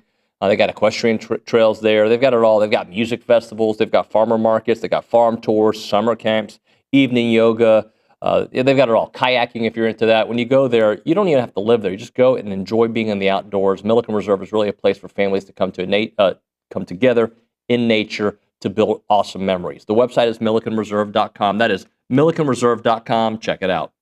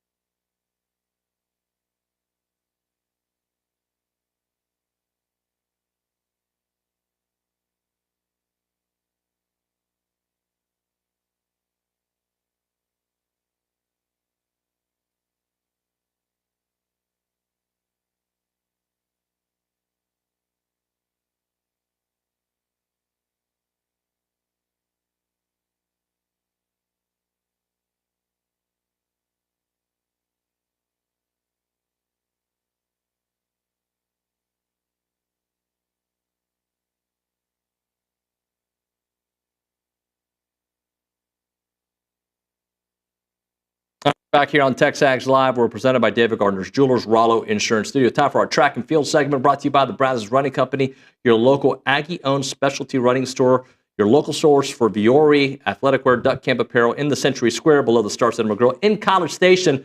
We've got assistant coach Mario Sategna and Sofia Yakushina. God, Yakushina. Yes. There we go, Yakushina. Sorry, not to make it a joke, but I tried. I was practicing. Yeah. Congratulations on all your success. Coach, great to see you. Thank you. It's good to see you. Great to be here. So, all right, 44 Farms Team Invitational. You shattered's the word I'm going to use, NCAA freshman record, 6.260 points in the heptathlon, ranking 10th all-time NCAA history and 3rd in A&M's program history. What a way to start your career. Was it awesome? Yeah, that was great. But I even didn't know that this was a record. Then I broke this. Yeah, my goal was to win, and I didn't know that it will be a record in the end. So, yeah, congratulations. It was a nice addition. I want to get into that, Coach. Let's talk a little bit, Mario, about the way the season has started. I know that polls don't necessarily matter right now, but being recognized number one means that whatever you're doing right now is working. Absolutely. I think we're we had a great performance at home, winning the SEC championships on the men's side. Didn't quite get where we wanted to be, obviously, at the national meet, but we're riding that wave, and to be ranked number one on both the men and the women, I think bodes well in this now as we kind of head into the second half of the season. And you all are leaving pretty soon, right? Yes, we head out today to Eugene, Oregon. We are going to a team competition where we'll be scored. A lot of the competitions that we have throughout the year are not scored until we get to the SEC championships, things of that sort. So for the average fan, they don't really understand when they come to a competition. They walk away, well, who won? Right. So Coach Henry's working real hard on the team concept as we head into the championship time of the year. Sophia, I want to have you walk us through this competition. Is it your first time to do the heptathlon collegiately? Collegiately, yeah. Yeah? Yeah. What, was it nerve-wracking? Kind of take me through it. No, it wasn't nervous. I understood that I was ready for this, ready to open the season. But anyway, not all events were good as for me. I think I could be much better in each of these events. So I'm just keep moving and we keep working on this and wait for the next step. I think it's going to be better. Coach Sategna, she says she could have done better in this and yet had a historic performance. I know. I don't think she understood, the elite company that she's in. You talk about the Anna Halls, some of the top Americans that are also top, some of the top athletes in the world. I think she looks at a lot of the results or the marks that she's trying to achieve to be back home or the European marks. Mm-hmm. But she's an elite company. And I knew coming in, you could see through the indoor, I felt like she could score between 6,300 to 6,500 points this year. And to open up like she did at home in the heptathlon or even in the decathlon, you're not trying to go out and necessarily hit, personal best in every single event, but you're trying to be average. And that average you want to be, in the higher 90th percentile, let's say, and that's when the big score is going to come. And she's exactly right, because day one, there were a lot of points that she left on the board, but it is still very early. We'll have another opportunity at the SEC championships, and most importantly in June at the NCAA finals, where I think that she's going to do some wonderful things. And that's going to be another great benefit for us going to Oregon, because that's where the national championships are at. So she'll get a chance firsthand this weekend to do a few events there at the stadium, get a kind of lay of the land before we go back in June. Sophia, I got to assume as a competitor, like, you want to be the best at everything immediately, but taking a step back, right? Like, you see all right, I scored well here, and it was the sum of all the parts. Yeah, I understand that I'm just a freshman and I have a lot of time, but, I was waiting for a victory for a long time. Then I was at home. I didn't have opportunity to compete among such a strong athletes. Yeah. And now that I came there, I don't want it to lose. I want just first place. So it's my goal for each meet. And you tell me when you walked in, this is just the beginning. Oh yeah, absolutely. But you saw the competitor, like she noted, because she won SECs. We're at the national meet, and the long jump did not go as planned. So we were going into the 800. She didn't have a chance to win, but she still could get second place. Right. And she was very adamant, Coach, I did not come here to get second. I didn't come here to get third. I came here to win, you know. And so that's what you want. Yeah. I mean, we can give athletes the blueprint. We obviously have phenomenal facilities. We have an awesome training group. You know, there's a lot that goes into this. But what's between those ears, that mindset, I mean, she wants to bring it. And I mean, that's awesome to be a part of. I'm going to brag about you here because, and tell me if I'm right here, Coach, but she seems like such a nice girl, and like she walks in smiling. And I am. And she is, but she puts on that Mamba mentality when she has to. Absolutely. When she gets in those blocks, it's a different person for sure. Do you change? Like, No, then I take a shot. Does something change though when you walk on out there and like when you put your game face on? Does it just do things slow down? Does it change? No, I'm just something switched in my mind, and I just felt it's time to fight. It's time to work. Yeah, you're absolutely working. She wasn't the only one who had success this past week. There was some very good. No, there were some awesome performances. The conditions were great. Obviously, Ahmad Robinson, you know, doing Ahmad things. Yeah. You know, another very impressive performance by Cutler Zamzal. You know, running the 200. I had them in the studio last week. Yes. Yeah. So Jaya Covington, you know, running another elite time in the hurdles. But all in all, it's just, you know, like Coach Henry, I think, tries to preach to the team every single week. It's just, you know, suiting up, basically showing up on the same day. And that's what we're starting to do. You know, you want to have all of those top performances line up on those weekends, especially as, like I said, as we get ready for May and June, the championship time of the year. The great thing is we're going to be hosting the West Regional here in May, and the top 12 performances out of each event advance to, you know, the national championships in Eugene. So number one, we've got to get as many people to the regional meet as possible, and then here on our home track, advance as many people as we can, because, you know, we want to go in there with the idea that it's not just relying on our top people. They're going to do what they need to do, but we have to have the support, the supplemental support in a sense, those people that can still scratch a point or two or even maybe 3 points, because that's what's going to ultimately win the national title. Sofia, you earned silver medals at both the SECs and the NCAA Indoor Championships in the pentathlon. Did that, add to your confidence, or did it help mold the way you started the outdoor season? Yeah, it helped me a lot because I didn't have any score in the indoor pentathlon because I was injured 2 years before. And the score which I scored at SEC, I wasn't expect this. I was expect something much less than this, and yeah, it's added me a lot of confidence for the next meet. Yeah, Coach, just give us the lay of the land over the next few weeks. You've got Oregon, and you've got a ways to go. Yes. So we have Oregon coming up next week. We actually will split up the field event athletes. We're just going to go to a low-key meet down at Rice. Coach Henry's going to take the sprinters, and the relay personnel, distance runners, will go up to Penn Relays. You know, that's one of the historic competitions. It's a great environment there. And then we'll come back home for a final tune-up in a couple weeks here at home.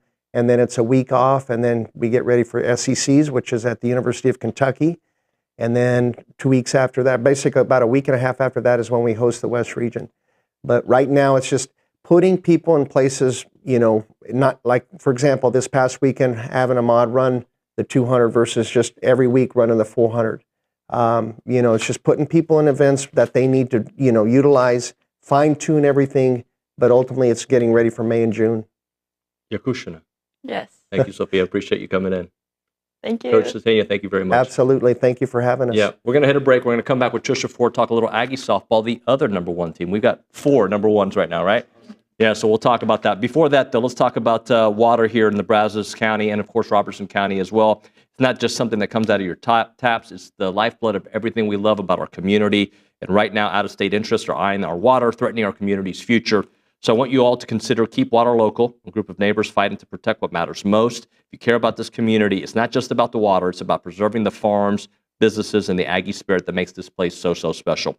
What you need to do is head to keepwaterlocal.org, get involved, and let's keep our water right here where it belongs, local. It's keepwaterlocal.org.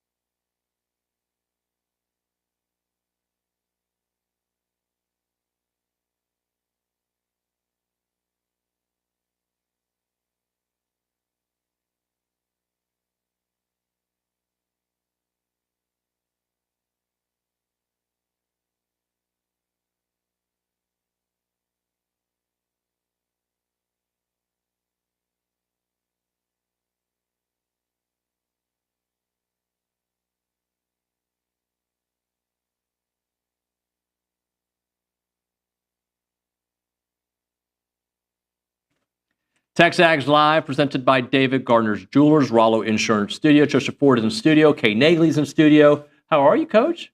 Getting ready to hit the road today. Yeah, not too bad. So don't get mad at the messenger or the question, okay? But you're number one in the country, okay? I know you want to be number one at the end of the season. Yeah. It's just the poll right now. Yeah. But and I said this to track and field just a second ago, it's a reflection of the work you all have done and the direction you're going. Can I at least make a statement, not even a question, and have you respond? Yeah, I mean, yes, you know me all too well. I think obviously exciting. This team has worked really hard.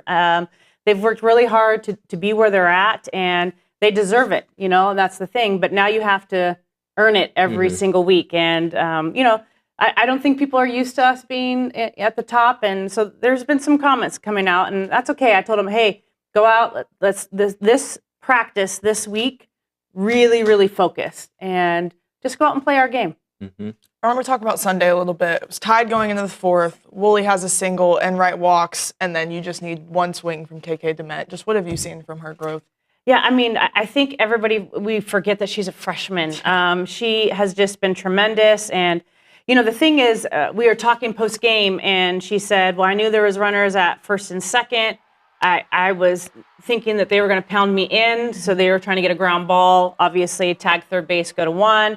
She goes, I knew I had to elevate the ball. And, this is all coming from a freshman. And you're just like, that's why she's special. She continues to work. She's just a great kid, very, very humble, and just wants to do well for her team. So I'm really happy for her. On multiple occasions this year, sitting here, I've asked you about the different ways your team finds a way to win. This weekend was exactly that, different ways of winning. Just talk to me about that mindset that your players will do what it takes to get that extra inch, to get that W.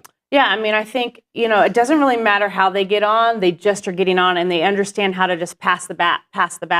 We had the top of our lineup do some really good things. We had, obviously, Mac and Maya had great weekends. Coco had a great, big hit for us, we just talked about on Sunday. But you also had Kramer had a double that cleared the bases. I mean, everybody is contributing, and I think you also are seeing that in the pitching circle, right? Lefty did lefty things. She was great this weekend. But, Kate Munnerlin coming in and getting outs when we needed to get outs. You had Emily Levitt. I mean, that start was huge. I mean, you just had a lot of pieces that just came in, executed their piece, and then, we went on to the next. So it was fun.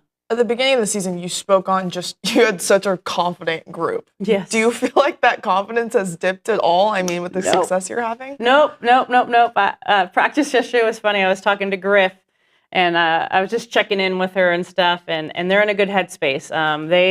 They're feisty. I love that about them, and they're ready to go out and compete this weekend. So it's been fun. Let's talk Emily Levitt. You mentioned her a moment ago, but her mental approach, how has it evolved this season? Yeah, I think, she really, this last kind of year, right? When you have seniors, they sometimes start to realize, this is it. And she's just made a very valiant effort into connecting with her teammates, her and I. We meet weekly and just talk about other things besides softball and just how she could be better for the team and what's working. And I just think there's a level of maturity that you see with her. And we were joking in our conversation this week of she didn't feel like, she's like, I pitched okay, but I didn't pitch great. She goes, but what I did was I was able to kind of maneuver through. And if I didn't throw a pitch where I wanted it, the next pitch was. And so, that was a huge growth because in other years, she would have kind of panicked. And I feel like now she's just working through it and understanding the art of pitching.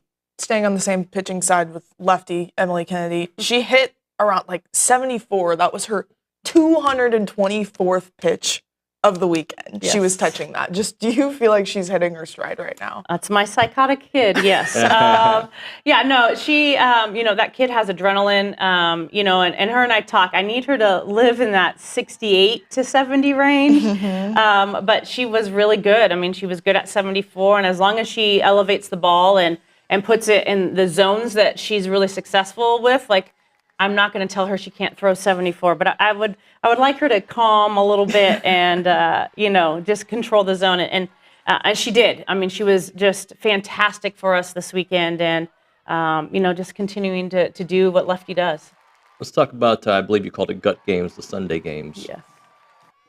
Being a really good program and winning games is one thing, but having that ability to seize the moment where you can literally take the life out of a team, that's what you all have done so well on Sundays. Talk to me about that mindset. Yeah, and I think that's something that we've improved on, because I feel like in our first couple of years, Sundays were a little wonky, and so I something that we've talked to them a lot about, and just wins in the SEC are hard. And so when you have the opportunity to go out there and take a win, you have to take it. And that's what great teams do. And I think we've been a very good team in the last couple of years, but if we want to elevate, we have to be great. And Sunday's game was hard, right? I mean, it was 3-0 for most of the game, and then KP and Mac, that play was just huge. Mac hit a hard ground ball, busted her tail to go to first base so they couldn't double her off, and then KP wheeled around and scored that insurance run. I mean, that's the game right there. I mean, that's a huge insurance run, and it all comes from hustle and just grit. Missouri coming up this weekend. They're 3-12 in conference play, but I feel like that record is a little deceiving. Yes. 7 of those games have been 1 or 2 runs. Just what have you learned about them so far? Yeah, Mizzou, if you've watched them over the years, gets really hot at the end of the year, and they're always that team that ruffles feathers, I guess, at the end of the year. So they're good. They're very good. Every team in the SEC is good, and I think it's just important for us to go out and play our game. The things that I think have made us really successful this last couple of weeks is our strike zone's gotten really well, or really tight, like we understand what we're punting and what that looks like. And then we've been able to make big pitches and big situations. So I think if we continue to, control that strike zone, both offensively and defensively, we'll be all right. Can I ask you about the other Diamond team? Yeah, oh God.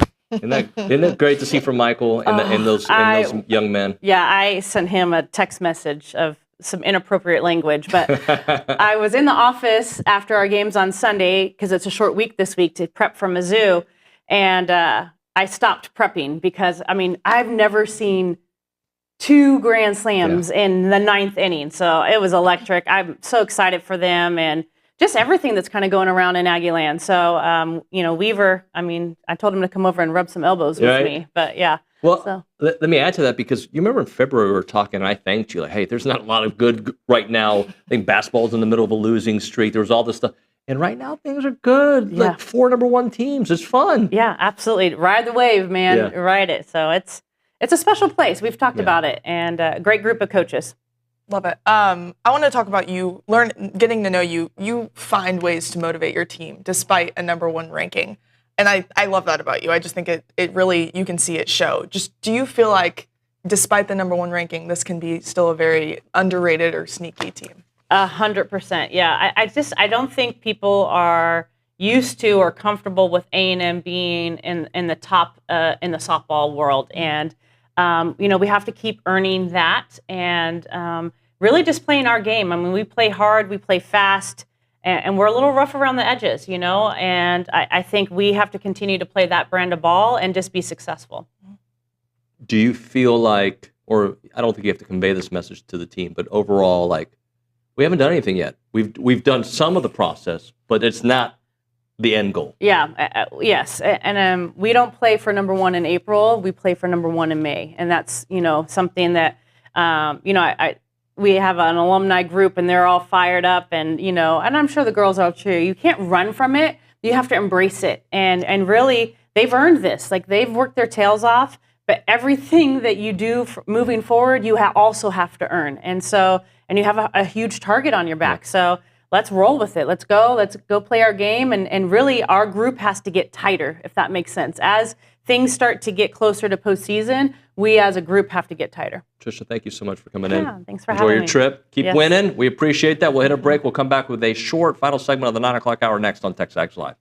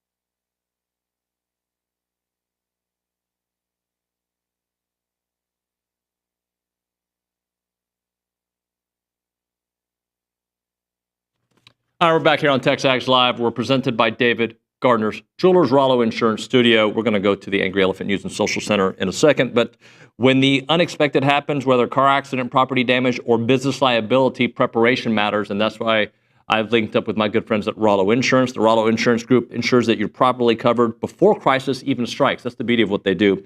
They're independent agents, provide a consultation across all insurance types, giving you the confidence and detail handled the right way with 60 offices statewide. And they're probably adding to that right now. But they're all over the country as well. Their agents are going to walk you through each step of the process, advocating on your behalf what support you need the most. Don't wait until a disaster strikes. Make sure you reach out to Rollo Insurance to discover gaps in your coverage. Visit rolloinsurance.com/TexAgs or call 888-44-ROLLO to get started. We go to the Angry Elephant News and Social Center, and we talked to Kaylee Dreyer there. I did a good job with Yakushina. You did. I could. The first time, I remember I told her I was going to mess it up, and then I got it right. Yakushina. Sorry. Yakushina. We do have a question on the YouTube chat, and Frank says, what is the NCAA doing with the transfer portal and NIL? Nothing. How long before we get rules and regulations? This isn't new anymore and still the wild, wild west. Nothing. They're doing nothing. I mean, legit, like, there's what's going on with the settlement, the House settlement that is still ongoing. You've got bipartisan, I guess, teamwork on trying to come up with some frameworks and trying to basically, at some point, give the NCAA, what's the word I'm looking for here, Nick? What is it called? Antitrust laws, I guess is what I'm thinking of. They're trying to give them antitrust exemptions, a little tap on the head of, hey, you get this. But I still think we're a long way from that, Kaylee. I'm answering you like you asked the question. I think we're a long way. I know we'll be closer, but I just wonder if it's going to be a Band-Aid, not a full fix, right? And that's what I worry about because it's taking way too long. When we come back on TexAgs Live, Recruiting Country, Ryan Brauninger, transfer portal is open. What does that mean? What questions do you have for Bronathan? You can do that at 979-693-1150 or on the YouTube page. You are listening to the world-famous TexAgs Live program presented by David Gardner's Jewelers in the Rollo Insurance Studio. Get those text messages in. I'm just tap dancing so I get closer to the time. 979-693-1150.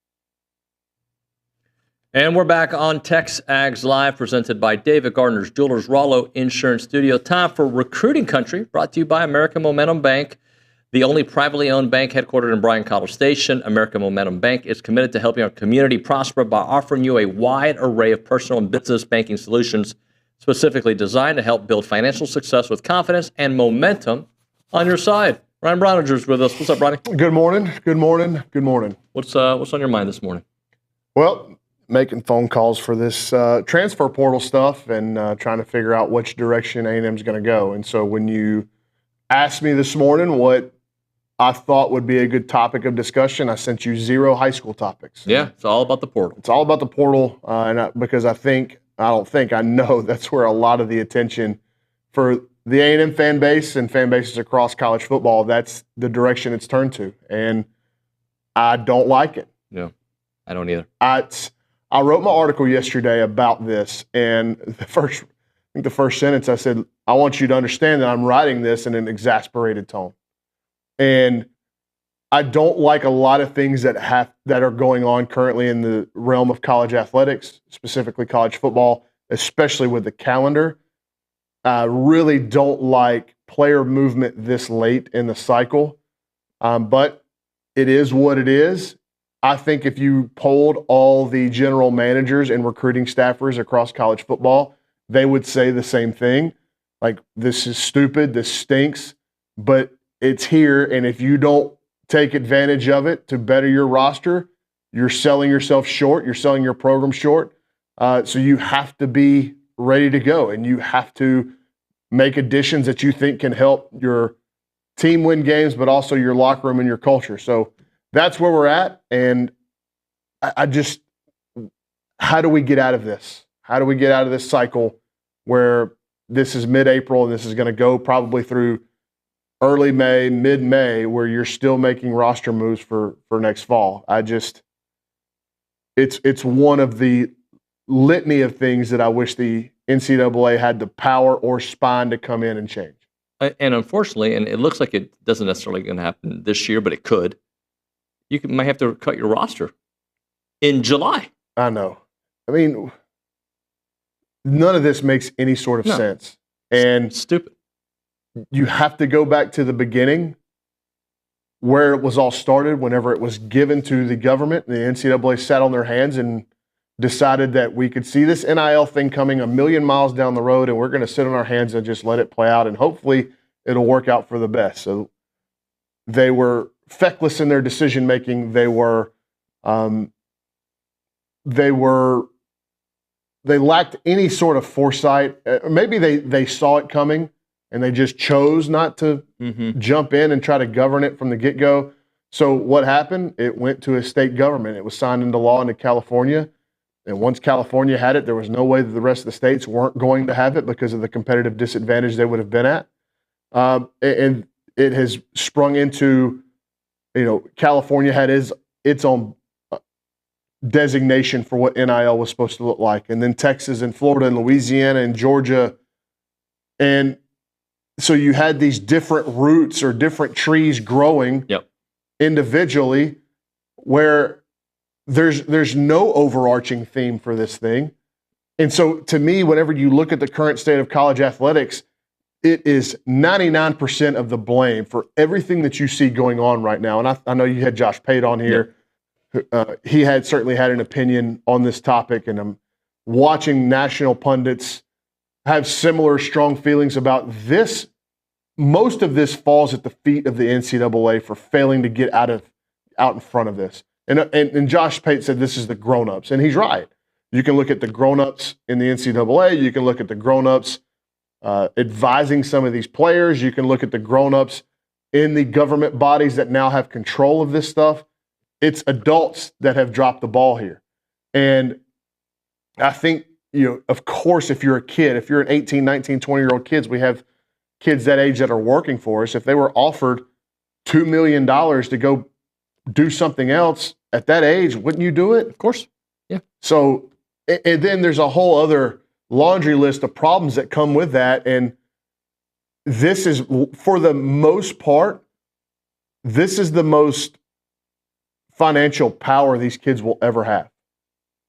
And we don't know what it looks like for a college athlete who'd been making well into six figures for 2 or 3 years. When they go into the job market, if they're not good enough to play in the NFL, because there's still a high value on quality college players, but that doesn't necessarily mean you're going to go play in the NFL. What happens when you go from making $550,000 a year, or even on the lower end $250,000 a year, to an entry-level job position? How do you deal with that? Not just managing your money, but managing your mental wherewithal of going from making that much money to that little money, which that's normal life at entry-level positions. So we don't know how that's going to happen. We still haven't seen, but it's coming, we still haven't seen tax evasion issues. It's coming. Yeah. Because because of the way this is set up, the school has not been able to provide financial guidance for these kids for NIL. Maybe that changes once it goes to the school and this rev share model goes through. But man, we've given these kids an incredible advantage, an incredible financial opportunity, and then hamstrung them for the rest of their life with the parameters around it. Yeah. I'm worried that the House settlement thing, that sure we get some modification and there's a little bit more structure, but it's just the Band-Aid, because it's not identifying everything that is wrong with the current state of college athletics. And because the precedent that has been set so far, what's going to stop a kid or a player from disagreeing with the House settlement rules and structure and taking them to court, taking that ruling and suing, because you're limiting financial opportunity there. I don't know. They opened Pandora's box. I don't know how you put it, close it or put the toothpaste back in the tube. You described the portal in your article as compressed chaos. So I think, is that what you called it? Yes. Yeah.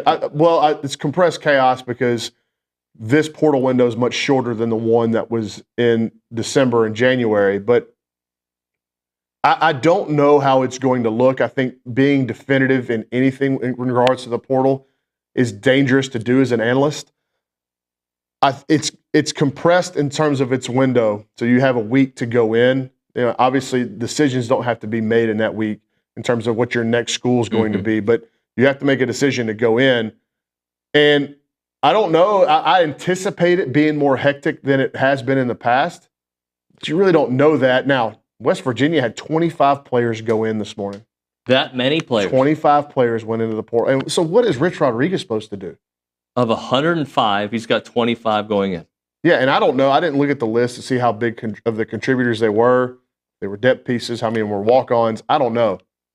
But that is a massive chunk of your roster that you're now either going to have to try to fill to be competitive on the field, or fill those spots to become competitive in practice. In practice, yeah. So compressed chaos just means a lot happening in a shorter period of time. And from an A&M perspective, what you don't know is what they're going to be losing. And we're not in the business of speculating by name who might or might not go in, or who might be unhappy, or that kind of deal. But you have to look, and just because the nature of this, and I hate even talking about it, but because the nature of what we're doing now and what we're covering is, if a kid is stuck in a depth chart situation and there's no light at the end of the tunnel in his mind to get on the playing field, right? And or if he feels like he's being passed up in spring ball in the depth chart, he's probably leaving. So when you look at the positions where A&M has got a lot of bodies, obviously offensive line. Now, one thing I'll say about Adam Cushing's group is that when you go and watch practice, the culture of that group is better than any other position on the field. And I'm not saying that any other position is lacking. You're just saying it's really good. It's incredibly good on the offensive line right now, but that isn't always a determining factor in keeping a kid, around. It can help, but you're looking at offensive line. Maybe does a defensive back go in, because you look at all the bodies in the defensive backfield. That's just me speculating. I'm not trying to insinuate anything. You're just looking at numbers and like, this is where you could see something. And then you just never know if there's somebody that a player that you anticipate being either a key role player or a a key contributor, maybe even a starter that's just not happy. Yeah. And, or somebody's gotten in their ear. Right. And we know about the tampering going on. I'm hopeful that the Nico situation at Tennessee is sort of a market reset, because I'm glad Josh Heupel and the Volunteer Collective stood their ground there. And maybe that can be a deterrent for a player that's getting all these offers in their ear. And maybe a light bulb goes on and says, maybe this stuff that I'm hearing isn't real. Right. The grass ain't always greener. And really, where you plant your roots is where your gardening and is going to grow best, right? Yep. So stay there and develop. That may be a more common theme. I'm hoping that's the more common theme now, since this Nico thing has blown up and really stolen the headlines for college football over the last 4 or 5 days. And sure, Elko and the coaches have probably talked to all the position groups and try to gauge what's out there, but they don't know. Like, sometimes players keep things close to the vest. Absolutely. And what do you do if a player has walked into your office in December, January, and hey, this is kind of what we think for you NIL-wise, and player agrees to it, family agrees to it. If he's got an agent, they agree to it. And then 6, 7, 8 weeks later, and during the spring, they say, oh, that's not enough. Well, you just agreed to it a couple months ago. Yeah, but now I want more. Like, that is the decisions that all these coaches, not just here in College Station, but across the SEC and across the country, those are happening everywhere. And I don't know, like, if I'm a really good college head coach right now, I'd think about making the jump to the NFL if I had a chance, just to get out of all this mess. It's a disaster. It is a disaster. And going back to, like, just theory here, the soccer model that people roll their eyes when I talk about it, at least you have to purchase a player. They can't just leave, right? Yeah. There's got to be some kind of agreement. Well, you heard the Grambling head coach say the same thing. Yeah. If one of these P5s wants to come get one of my players, I should be compensated for it. Yep. And I have his rights. Right, exactly. And maybe that's something that they can look at going forward, and especially if you make the players employees. And Jay Billis has been very active on social media about his stance on this stuff, and he's like, it's as easy as making the players employees. And I'm like, is it really that easy? Because then you go through players' unions, and you could have, country or nationwide holdouts. I mean, that's what you're opening yourself up to. But you already might get that anyway. Not nationwide. Well, you know what I'm saying? But Like, does that become a gremlin, and it sparks? You put a little water on the gremlin, and other things happen. Does Nico actually say, you know what? I'm going to use my voice. I'm going to hold out. And when all these programs are losing guys, somebody's going to sign them. Well, and that's the thing, though, is I get asked a lot when I go speak at events, and spoke to the San Antonio A&M club, and I spoke to a group in Austin not too long ago, and one of I got asked the same question was, what stops this? And I'm like, well, donor fatigue will be a real thing, I believe. But just because there's donor fatigue at Texas A&M or donor fatigue at Tennessee doesn't mean that at Alabama or at LSU or at Texas they're going to feel that way. Mm-hmm. They might see a crack in the armor of one of these other schools and say, this is our opportunity to strike. So I don't think you're going to have a nationwide donor fatigue issue. All it takes you may have a program fatigue. But, like, you don't think that guy at Texas Tech is going, we have a real opportunity here. Mm-hmm. And Texas Tech is saying the same thing. Like, we have an alum who's made an incredible amount of money, and nothing makes this guy happier than seeing Texas Tech be successful. And so he's going to dump all that money because he doesn't care about the financial return. He cares about the emotional return he's getting out of it. And so how many programs have those type of donors? Because all these wealthy folks, and don't kid yourself, every little bit counts, but the majority of the bill is being footed by a handful of donors across the country. Yep. And so it all depends on what makes those donors most happy. Some of them are like, look, I got to live this life because I was really financially savvy. I'll help you out where I can. But right now, I'm investing money that the only return that I'm getting is goodwill and emotional happiness. Right. But that's not what made those people wealthy. So, and far be it from me or you to tell anybody what to do with their money. I've gotten some chats today and some texts about Micah Hudson. That ship sailed a long time ago. We don't even need to waste time on it. But I think people just didn't realize if he was actually he's gone. That's it. How about I don't know if we want to get into it here because I think this will take up a bit of the segment. But when we look at needs, maybe we'll start needs and we'll finish it on the other side. When we look at needs as how things stand right now, because that can evolve with this week. As of right now, what are the needs? Well, I think there's a need at defensive tackle to add a rotation player, a depth piece. Is that guy going? And that's the question for all of these portal wants and needs is, are these guys going to be available? Right. You don't know that. Like, you can say, hey, we feel like we're in a good spot with our roster, keeping guys around. We just need to supplement in a couple of places. I mean, what happens if a experienced defensive tackle that can be a part of the rotation, what if he's not in there? I still don't assign to the philosophy of throwing bodies at an issue. I don't think Mike Elko will either. But for this A&M roster, I think a defensive tackle, an outside receiver that's big and physical are the primary attributes that they're looking for. Outside of that, beyond that, could they take a best available? Sure. Could they go get maybe another linebacker? Sure.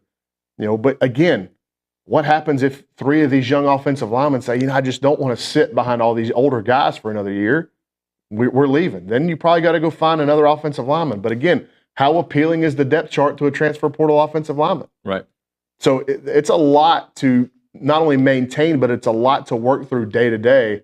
And this is going to be a really interesting week. Again, not only here in College Station, but across college football. All right, we'll do more on needs on the other side. Right now, let's maximize your ranch's potential with Bird Dog.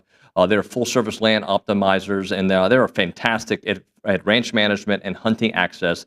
Aggie owned and operated company that doesn't just connect hunters with premium hunting experiences. They're now expanding their services to include helping landowners maximize their profits through specialized tax benefits. So you can unlock the hidden value of your property. Some of their clients are earning an extra $100 to $500 per acre of land. They have expert navigation of agricultural exempts and wildlife management and tax benefits. There will be personalized consulting to your optimizing your land's potential income, and they want to connect with qualified hunters to establish booking platform. They're fantastic. I've done it, and I had such a blast when they did my hunt. Access to 60 premium hunting properties. Your ranch represents your legacy, so make sure you let Bird Dog take care of you by maximizing its potential while preserving the hunting tradition for future generations. The website is birddogit.com. That is birddogit.com.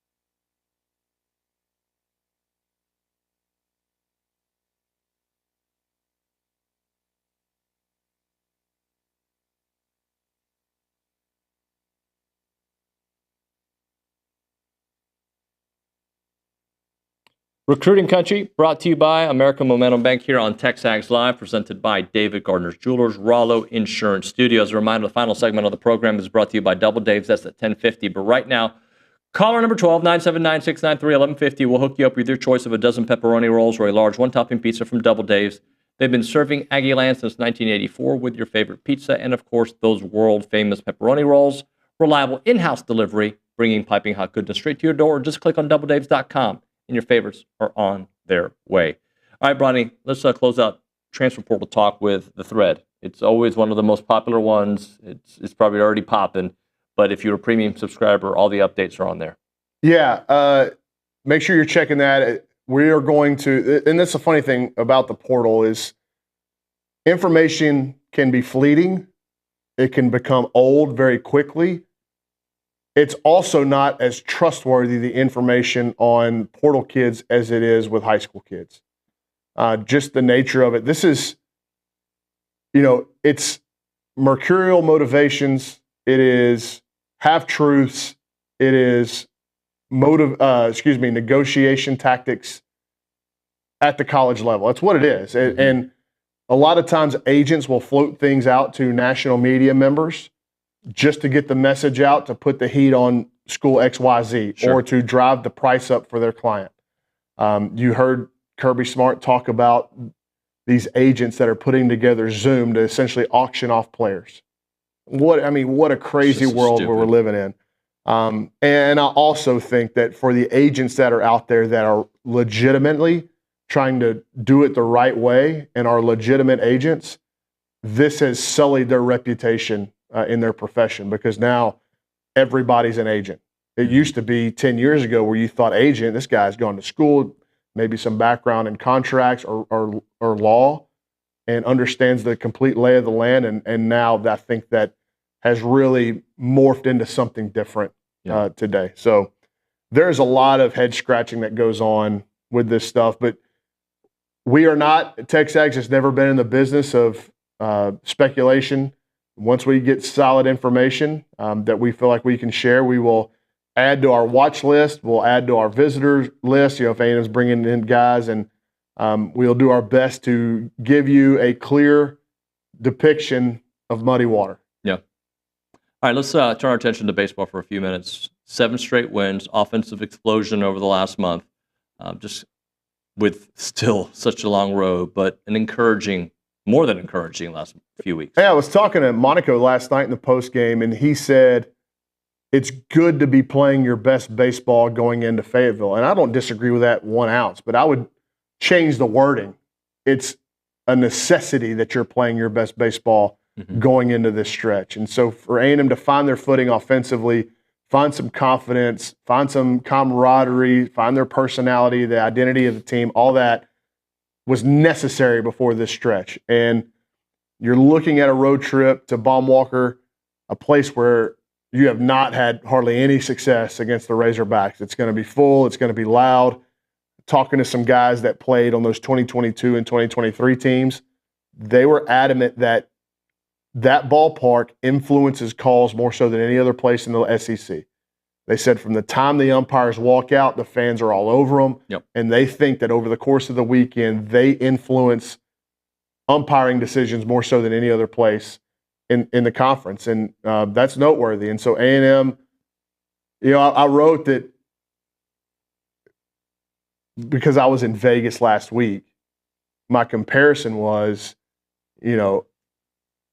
A&M's beating the odds. And just like in Vegas, you're trying to beat the odds in Vegas. A&M still got odds to beat, and they're walking to the poker table. When you look at this stretch of games, they're walking to the poker table against 4 billionaires. And you can win, but it's going to be hard to match them bet for bet, right? Yeah. But what they've done because of this run that they've been on is they've put off the necessity to put all their chips in the middle of the table and said, this is it. This is our backs are officially against the wall. We're out of wiggle room. What they've done is they've bought themselves a couple more hands. Yeah. So can you go up? I think if you take one, if you just can avoid getting swept on the road, you will extend the hope and life of your season for another week. I think the goal is 13 conference wins. We can talk about it. The national analysts can talk about it. I think the team, one of the best things that Mike Early has done, and one of the best things the team has done, is narrow their focus on just the next game. And in the post game, last night, Coach Early talked about, one of the reporters asked him, what do you think of Arkansas? He said, well, to be quite honest, I'll really dive into them tomorrow and Thursday and during the pregame, because I've been solely focused on our next game. And so I was just prepping for Tarleton, and then I'll prep for Arkansas really hard. He said, because I don't want to get caught up in looking at the mountain that you have to climb. How do you climb Mount Everest? One step at a time. And that's what they're up against. And so I think having Mizzou on the schedule still it gives you a lot more hope. But I don't think Mizzou's going to go 0-30 in the league. Right. They're going to win some games. You just hope it ain't against you, especially if you're A&M and you need those 3 wins. Does it feel like a hot streak, or does it feel like they've turned the corner? It's hard to say with the schedule upcoming, right? Yeah. Because you could be playing really good baseball and lose the next 2 series without question. Yep. Even when you were the number 1 team. If they go 3-3 over these next 6 games in the league, then you're looking at 9-12 with Mizzou coming in. If you can sweep Mizzou, you're back to 500 going into the final 2 weekends of the season. Now, that's LSU and Georgia, but you feel really good about your postseason chances if you can do that. But in order to go 3-3, you're going to have to win one of these series, and that's going to be really, really tough. Yeah. I feel that they've turned the corner, but again, with what's ahead, it's just we may not feel it for the next 2 weeks. Like, there's unquestionably they're playing their best baseball of the season. The problem is they've dug themselves such a stinking deep hole that there's still very, very little wiggle room. And you have to take in the entire season and make an assessment from there. But in this snapshot, they're looking more and more like the team we thought they were going to be. And if we get the pitching staff to look like they were looking, and by the way, we've had some, Lampkin's been phenomenal, but if we get the Prager from early in the year, Miles Patton, now we have both sides working at the same time. Yeah, and Patton was really good last weekend, and all of a sudden they just completely lost it, which was a little bit weird. But yeah, and I thought Prager took a step in the right direction. It's just, that's one thing. Like, even in this winning streak, we haven't seen them outside of the game 2 against South Carolina play a complete game. So that is still encouraging. Yeah. Like, hey, all the parts still aren't working well together. It's just the offense have taken such a massive leap forward. By the way, last night was another double-digit run, double-digit hit game out of this offense. So if you want to go back to really that Kentucky weekend, it started turning. But obviously the two-game sweep over Tennessee and Knoxville, those midweeks, the weekend against South Carolina, they've rattled off a lot of runs here over the last 2-3 weeks to continue this kind of offensive onslaught. And one thing that I think nobody has given Mike Early credit, and we talked about it last night during the game, is how much he's pressed down on the pedal in terms of aggressiveness on the base pass and stealing bases. Because that was something they weren't really doing early in the season, and I think Coach Early was trying to let his guys figure it out in the box and not, press the panic button, do something that they typically haven't done, which is run a bunch.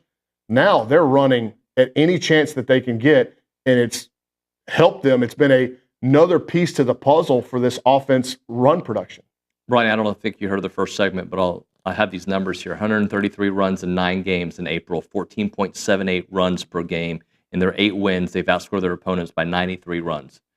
And that includes being no-hit. Yeah, and Dawson put together some numbers for me since the March 25th midweek game against Houston Christian. So now that goes back 13 games, and they've hit over half of their home runs on the season in the last 13 games. Now, you're playing at Tennessee, which is a bandbox, and obviously I don't understand why people get so upset about this early in the season, but it's coming to fruition yet again that ballpark across the street is greatly dictated by the weather conditions in which the games are played. If it's a north wind, cold day, the ball does not leave the ballpark. If it's hot and the south wind is blowing, it becomes a real hitter's park.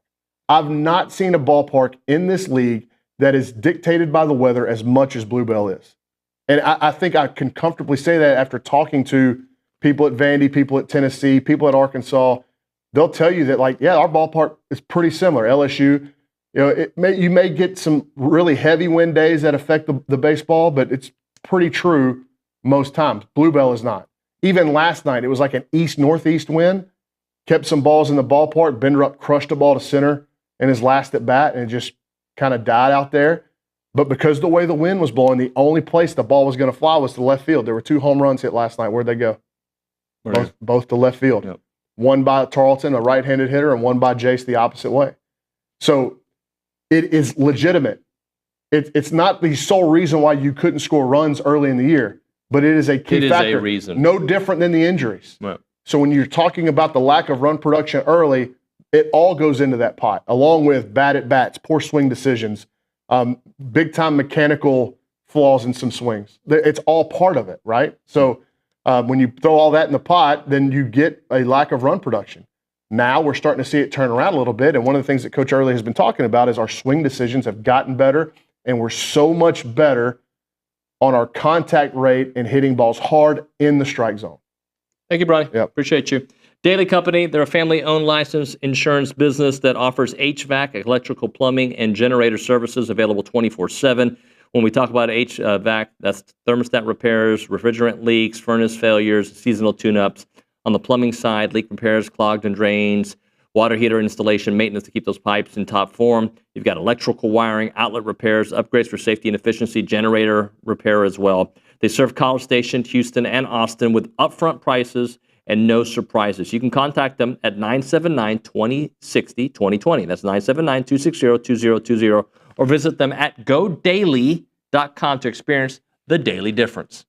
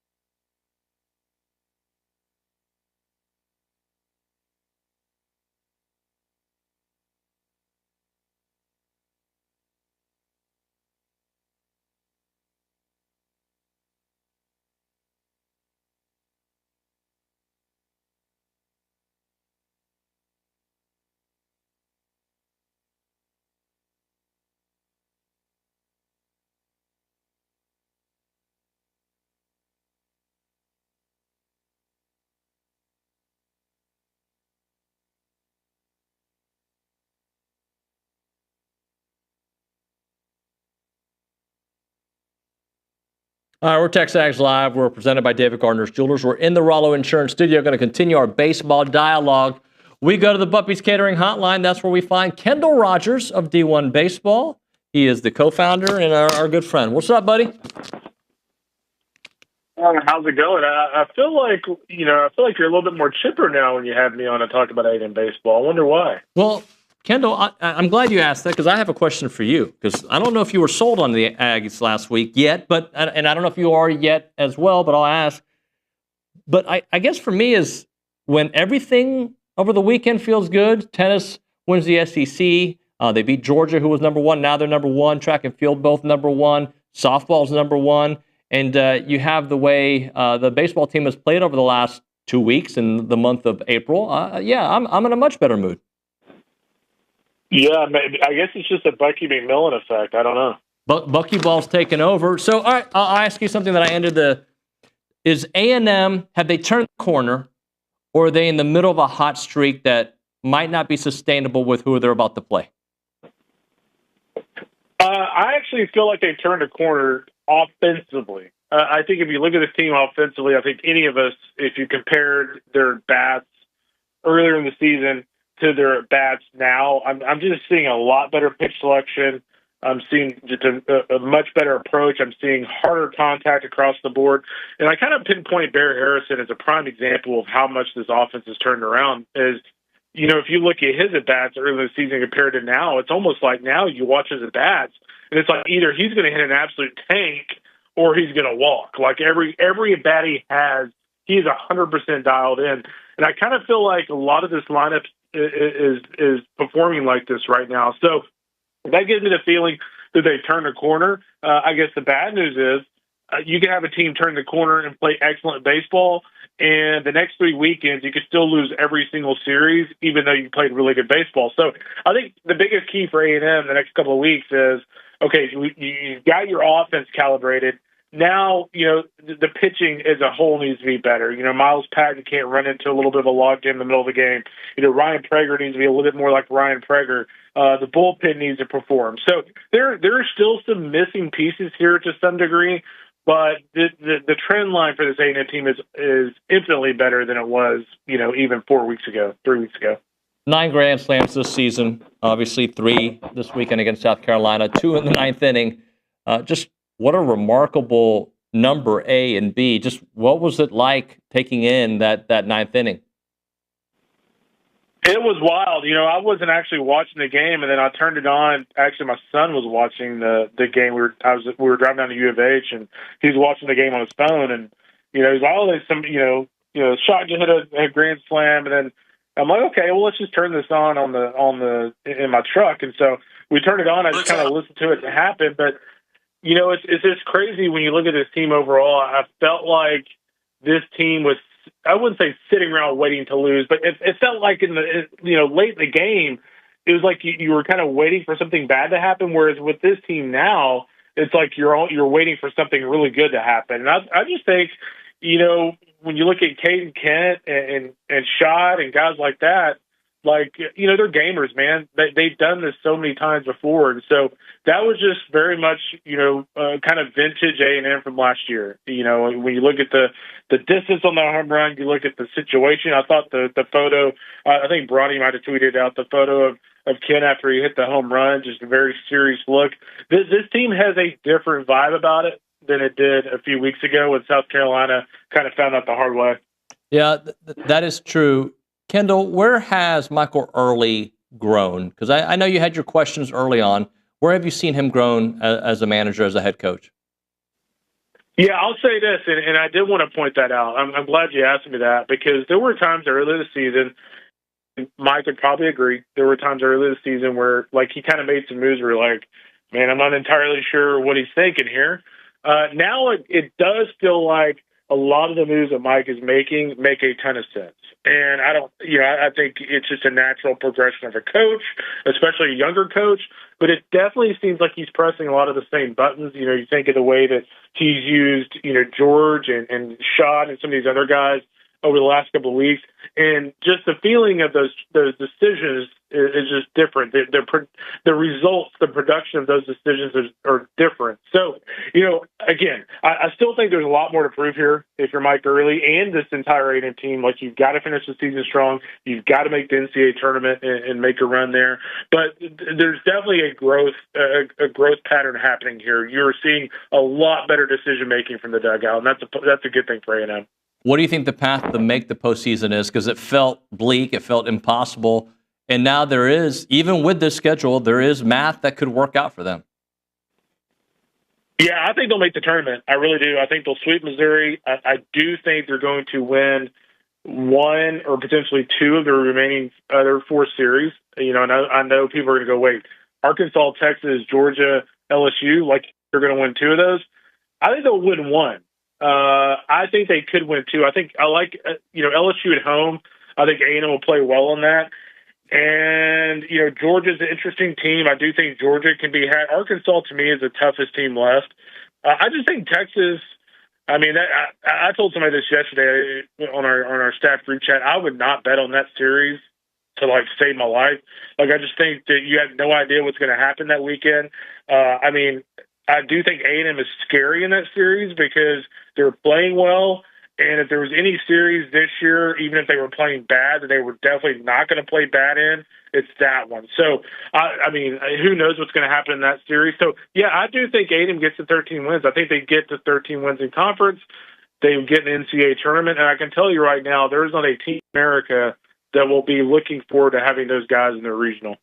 And what would that mean for Michael Early, for this program, considering where it started, where it felt like it was going, and then to kind of resurrect it somewhat? I think right now, if you're A&M and you make the postseason and you play well in the regional, I think you feel okay about, or I wouldn't even say okay. I think you feel pretty solid about where the program is in terms of its standing. I think if you kind of, barely get to 13 wins, and let's just say you play horrible in Hoover, you play horrible in the postseason, then I think things are a little different, maybe. But, that's kind of one of those things, that I kind of worry about when we get there. For now, everything's trending upward, and we'll kind of see what happens starting this weekend in Fayetteville. Talking to Kendall Rogers here on TexAgs Live. What did you think about Auburn's impressive sweep over LSU this weekend and what that kind of does to the SEC standings? Yeah, we'll see. Auburn was really impressive over the weekend. I think, offensively, they obviously have some really, talented guys. Cooper McMurray, Ike Irish. I love their two young guys, and Chase Freilich and Chris Rembert. The biggest thing for me is they pitch really well. LSU has an explosive offensive lineup, and, their pitching staff with Sam Dutton, ironically enough, a former LSU Tiger. Their pitching staff with him and Kate Fisher did a really nice job against LSU's lineup. Of course, Auburn now, they have the big series win. Now they got to go on the road to Texas this weekend on a short week. That'll be a challenge. But, Butch Thompson's team, I tell you what, if they pitch, they are incredibly dangerous because they can really hit. Talking to Kendall Rogers here on TexAgs Live. What about Florida State, a team that seems that they found their way as well? Yeah, FSU a couple weeks ago, they get run ruled by Wake Forest twice at home. They go on the road, and Joey Vellini and Jamie Arnold both pitch really well against the potent Virginia Tech lineup. So, me, I'm a big Lee and Jarrett guy, and, I didn't think they would get, go on a cold streak there, and they certainly kind of turned things around thanks to those two guys on the mound. What about Iowa? They're 14-4, but their RPI of 92. How do you think the selection committee should look at them? I would say this. I think if Iowa does not win the Big 12 regular season championship, I do not think they make the NCAA tournament. I just think when you look at a team like that, Western Kentucky's kind of in the same boat. When you look at two teams like that are having really good seasons, but, their non-conference strength of schedule or, 250 to 260, when you're teams like that, you have to try to schedule good games in non-conference, and neither one of those teams did that. So, Iowa might have one of the best pitchers in college baseball in Cade Obermiller, but they're going to probably need to win the Big Ten to make the NCAA tournament. That is our buddy Kendall Rogers from D1 Baseball. Kendall, thanks for your time, buddy. We'll talk to you soon. You got it, buddy. We'll see you soon. Thank you. Kendall Rogers here breaking it down. We'll hit a break. We'll come back with Around the SEC, but before that, let's talk about Caldwell Country Chevrolet. They're online at caldwellcountrychevrolet.com, but you can find them on Highway 21 in Caldwell. If you're looking for a selection that won't break the bank, you need to look at Caldwell Country Chevrolet. They're stocking up on new vehicles all the time. Their inventory is constantly growing. And here's the real deal. They're just south of those big city prices and no dealer add-ons. What you see is what you pay for. Their locally owned and Aggie alumni team is ready to roll out the red carpet for you to make sure that you get the exact experience that you cherish and deserve. The pre-owned inventory is moving fast, which means you'll get top dollar for your trade-in value. Don't wait. These deals will not last very long. Remember, it's not a far drive. We're talking 15 minutes, the edge of Bryan to the beginnings of Caldwell. A short conversation away, but you'll see the difference when you step on the lot and you do business with the great people at Caldwell Country Chevrolet. Highway 21 in Caldwell, online, caldwellcountrychevrolet.com.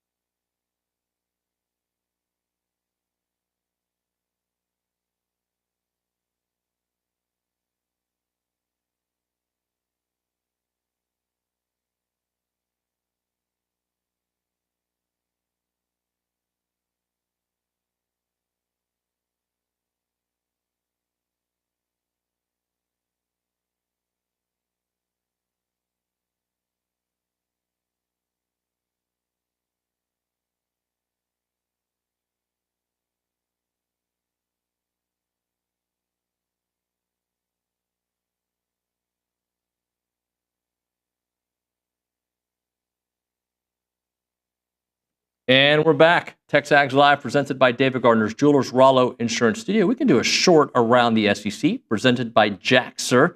If you are looking to build your dream home on your lot, the Jaxer Group will help you navigate the entire project from start to finish, making sure that your home is perfectly suiting your lifestyle, preference, and budget. To turn your dream home into reality, visit them at jaxsir.com.